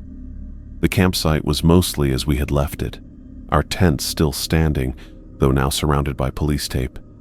The fire pit in the center held cold ashes. Personal items were scattered around, Paul's backpack leaning against a log, David's hiking boots outside his tent, John's compass on a rock where he had placed it. But there were new elements too. Evidence markers placed by the investigation team, areas of ground that had been photographed and sampled. Even after the cleanup efforts, I could still see darker patches on the pine needles where my friend's blood had soaked into the ground. I stood frozen at the edge of the clearing, unable to take another step forward. Sarah's hand found mine, squeezing tightly. "You don't have to do this," she whispered. But I did. I forced myself to walk into the clearing, having to force each step. The others spread out, looking at the site from different angles. Carter and Ramirez checked the area like the professionals they were. Jessica took pictures of various marks and signs, while Michael talked with Thomas quietly. Thomas left their conversation and began walking around the edge of the clearing, looking at the ground and the trees around them. He moved slowly, stopping sometimes to touch a tree trunk or check something the rest of us couldn't see. After walking all the way around, he came back to the group looking serious. "It's been here, watching," he said. "Recently too, within the last day or so." "How can you tell?" Carter asked, skepticism clear in his voice. Thomas pointed to several trees at the edge of the clearing. "See those marks? Too high for a bear, too deliberate for random damage. And there." He pointed to an area of disturbed pine needles. Something large moved through there, watching the police work. "Could be anything," Ramirez said. "Deer, moose." "It's not," Thomas cut her off. "I've been tracking this thing for 50 years. I know its signs." Michael checked his watch. "We have about 3 hours of daylight left. Let's set up camp." "Here?" Sarah asked, looking around the clearing with apprehension. "Where it happened?" "That's the point," Jessica said quietly. "We're creating a deliberate trap with ourselves as bait." Michael began assigning tasks. Carter, Ramirez, set up the motion sensors in a perimeter around the clearing. "Jessica, help me with the tents. Mark, Sarah, gather firewood but stay within sight of the clearing. Thomas." "I have my own preparations to make," the old man said, moving to a flat rock at the edge of the clearing. He opened his pack and began removing various items. Small cloth bags, bundles of dried herbs, a knife with unusual engravings on the blade. Sarah and I picked up fallen branches from just past the tree line, staying close to the others. As we worked, I kept looking over my shoulder, thinking I might see that pale, weird face watching from between the trees. "Are you sure about this?" Sarah asked for what felt like the 100th time. "No," I admitted, "but we're here now." As it got dark, our camp was set up for defense. The tents were put close together instead of around the edge. We put motion sensor cameras to watch all approaches. The fire was built bigger than needed, giving us plenty of light. Michael gathered everyone around the fire. "We'll set up watches, 2 people at a time, 4-hour shifts. Carter and Ramirez will take first watch. Jessica and I will take second. Mark and Sarah will take third. Thomas, I'll keep my own schedule," Thomas interrupted. "What I need to do requires specific timing." Michael looked like he wanted to argue, but nodded instead. "Everyone else should try to rest, but remain dressed and ready. Keep your weapons close." As darkness fell completely, the forest around us grew silent. The same unnatural silence I remembered from that first night. Carter and Ramirez took up positions on opposite sides of the fire, rifles across their laps. The rest of us went to our tents, though I doubted anyone would sleep. Sarah and I shared a tent, our sleeping bags laid out side by side. We lay in silence, fully clothed, listening to the occasional pop of the fire and the soft murmur of voices as Carter and Ramirez spoke quietly outside. "What do you think will happen?" Sarah whispered. "I don't know," I replied honestly. "But whatever comes, we're more prepared than we were before." Hours passed in tense silence.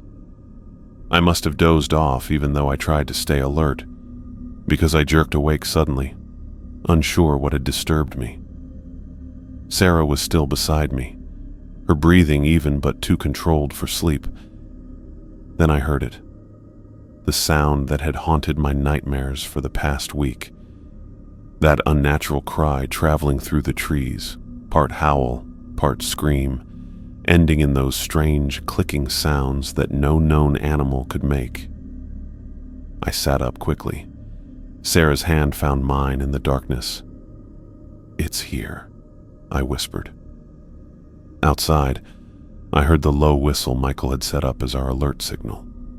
Sarah and I grabbed our flashlights and our weapons, a rifle for her even though she hadn't used one much, and another for me. We came out of the tent to find the others already in a circle, backs to each other, looking outward toward the darkness beyond the firelight. I took my spot between Sarah and Jessica, raising my rifle. Thomas stood a bit away, his hands moving in patterns as he whispered words in a language I didn't understand. The Penobscot chant he had mentioned to bind and weaken the creature. The cry came again, closer this time, from the eastern edge of the clearing. One of the motion sensors blinked red. Its alarm turned off so we wouldn't give away that we knew something was there. "It's testing us," Michael said quietly, "seeing how we react." "Stay calm," Jessica added. "Don't fire unless you have a clear shot." Another sensor went off, this one on the western side. Impossible given the timing of the first alarm. The creature was moving with that same unnatural speed I remembered, going around our position just as it had gone around our camp that first night. Thomas's chanting grew louder, more insistent. The words seemed to stay in the air around us. Carter and Ramirez looked increasingly nervous. Their military training wasn't helping them deal with whatever this was. "What the hell is that?" Carter hissed as another sensor triggered, followed immediately by one on the opposite side. "Stay focused," Michael ordered. "Watch your sectors." The sensors kept going off in weird patterns, like the creature was moving way faster than anything normal could. Thomas's chanting got louder and louder, his voice sounding really strong. And then, suddenly, all movement stopped. The sensors went quiet. Everything was still. "It's toying with us," Jessica whispered, "just like it did before." I gripped my rifle tighter, looking into the darkness past our fire. The flames made the trees look like they were moving, making it hard to tell what was normal and what wasn't. A branch broke right in front of me, and I raised my rifle with my finger ready on the trigger. Nothing moved for a moment.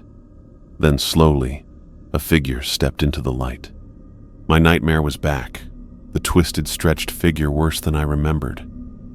It was over 7 feet tall, with arms and legs too long and bending in places they shouldn't.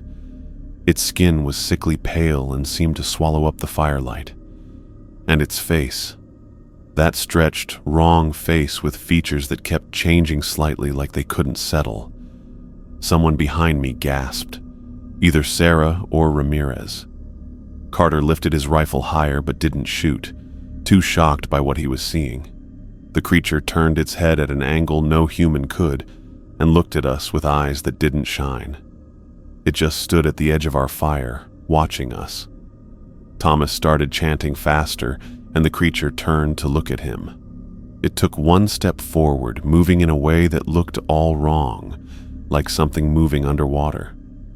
"Hold," Michael commanded, his voice remarkably steady. "Wait for my signal."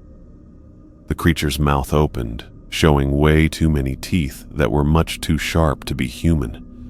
From its throat came not a roar or scream, but words, twisted, broken words that shouldn't have been possible from something like that. "Mark," it said, my name twisted into something barely recognizable. "Returned." And right then, looking at the creature that had haunted me day and night since that night, I realized Thomas was right. It kept me alive for a reason. It wanted me to come back, to bring others, to make its hunting ground bigger. We weren't the hunters. We were the prey. And we had walked right into its trap. The creature came at me super fast. I stood frozen. My brain couldn't process the blur of pale limbs coming toward me. Jessica fired her rifle with a loud bang. The shot hit the creature in its shoulder, pushing it back a step. It stopped and looked at the wound like it was curious instead of hurt. No blood came from the hole in its pale skin, just some dark, thick goop that didn't look right. "Keep firing," Michael yelled, raising his own rifle. Thomas's voice got louder, the Penobscot words filling the clearing with a vibration I could almost feel. The creature looked at him, distracted from me by the chanting. It made that awful clicking sound again, tilting its head in a way that made me feel sick. Michael and the Rangers shot together, their rifles so loud in the small clearing. The bullets pushed the creature back, step by step, toward the eastern edge of our camp, exactly where we had set the trap during the day. We had dug a covered pit, 6 feet deep, with stakes made from white ash at the bottom. Thomas had said the wood would hurt the creature, though none of us were sure if we should believe him. "Keep pushing it back," Michael called, ejecting a spent shell and chambering another round. The creature moved again, not the slow, careful movements from before, but a sudden blur of speed that made it almost impossible to follow. One moment it stood at the edge of our circle of light, the next it was beside Carter, its long arm grabbing him by the throat. The ranger's scream stopped as the creature lifted him off the ground with impossible strength. With barely any effort, it threw Carter against a huge pine trunk 20 feet away. The sound when he hit was sickening, a wet crack that I knew right away meant broken bones. Carter fell to the ground limp and didn't move. "Carter!" Ramirez screamed, turning her rifle toward the creature with renewed fury. The clearing erupted in gunfire. Jessica and Michael moved forward, pushing the creature back toward the hidden pit, while Ramirez provided covering fire. The impacts weren't stopping it, but they were slowing it down, forcing it to move where we wanted. Thomas never stopped chanting, his old voice growing louder and more commanding with each syllable. I stood slightly behind him, rifle at the ready, my eyes locked on the creature's distorted body. A movement caught my eye. Sarah had broken from our defensive line, circling wide to my right. She held the flare gun we'd brought for emergencies. The original plan had been to use it as a signal if we needed to call for help, but Sarah had other ideas. She raised the gun, aiming directly at the creature's face. "Sarah, no!" I yelled, but it was too late. The flare shot from the gun with a whoosh, flying across the clearing in a bright red light. It hit the creature right in the face, bursting into blinding sparks. The creature jumped back, its arms going up to cover its face as it let out a scream that made me freeze. "Now, Mark!" Thomas shouted, breaking his chant just long enough to give the command. I dropped my rifle and grabbed the spear Thomas made earlier. It was white ash wood with a silver tip. Some symbols were carved on it, and they looked bright in the firelight from when Thomas did his blessing thing at sunset. I ran at the confused monster before I could think about it. Everything in me wanted to run away, but remembering my dead friends kept me going. The monster was still scratching at its face, trying to get the burning phosphorus out of its eyes when I got to it. I stabbed the spear into its chest as hard as I could. It was harder than I expected. Not like normal flesh at all. I thought for a second that it wasn't going to work. Then it went in, and the silver tip went deep into the monster's body. Everything got quiet. The monster stopped moving, its weird arms just frozen there. Its face, which kept changing and never looked quite human, looked kind of surprised. Then it screamed. The noise hit the whole clearing hard, knocking pine needles off trees and scaring birds away from really far off. It wasn't just loud, it felt completely wrong. The monster's body started twisting in impossible ways. I moved back quickly, tripped on a root, and fell while the monster was thrashing around. It tried to pull out the spear but couldn't. Every time it touched the wood, it pulled away like it hurt. Thomas ran up pretty fast, taking out a small leather pouch from his jacket. He threw what was inside, some herb mixture, right onto the monster. As soon as it hit, bright blue fire spread all over its pale skin. The fire spread fast all over the monster. Its screams started to sound weirdly like singing with many different tones. The fire wasn't normal. It was blue-white and seemed to make the monster fold into itself instead of just burning it. We just stood there watching as the thing that killed my friends, haunted my dreams, and brought us back here shrank down until there was just a pile of gray ash on the ground. The spear was sitting on top, with its tip turned black. The quiet afterward felt really strange. Nobody moved or said anything for a few seconds. Then Ramirez ran over to where Carter was lying against the tree. "He's alive," she called, her fingers pressed to his neck. "But his back, I think it's broken." Michael rushed to help, his training taking over. "We need a backboard, something flat and rigid to stabilize him." Jessica was already moving toward the packs. "The tent poles. We can lash them together with the guy lines." I stood staring at the pile of ash, unable to fully process what had just happened. Sarah appeared at my side, her hand finding mine and squeezing tight. "Is it really over?" she whispered. Before I could answer, Thomas knelt beside the ash pile with a stone container about the size of a coffee mug. He started scooping the ashes into the container very carefully. "What are you doing?" I asked. "It's not over until these are properly disposed of," Thomas replied without looking up. "They must be scattered in running water, a river preferably, or it might find a way to reform." Reform. Sarah's voice had a slight tremor. How is that possible? We saw it die, or whatever just happened. Thomas sealed the container, tying down the stone lid with a leather strap. "It's not alive like we are, so it doesn't die like we do." He stood up and put the container in his pack. The Penobscot thought it exists between worlds. Not completely in ours, not completely in the next. The ritual and the spear pulled it fully into our world, making it weak. The herbs destroyed its body, but its essence is still in the ash. Michael yelled from where he and Jessica were helping Carter. "We need to get him out of here. He needs medical help now." I looked around our camp, our circle now broken, with gear thrown everywhere from our fight. The sky was getting lighter, with the first bits of dawn showing through the trees. "We'll need to carry him out," Michael continued. "It'll take all of us, rotating carriers to handle the weight over that distance." "What about..." I gestured to where the creature had fallen. "It's contained," Thomas said, patting his pack. "For now." As Jessica and Ramirez finished securing Carter to the makeshift backboard, Michael pulled me aside. "We need to talk about what we tell people." I knew what he meant immediately. The official story. He nodded.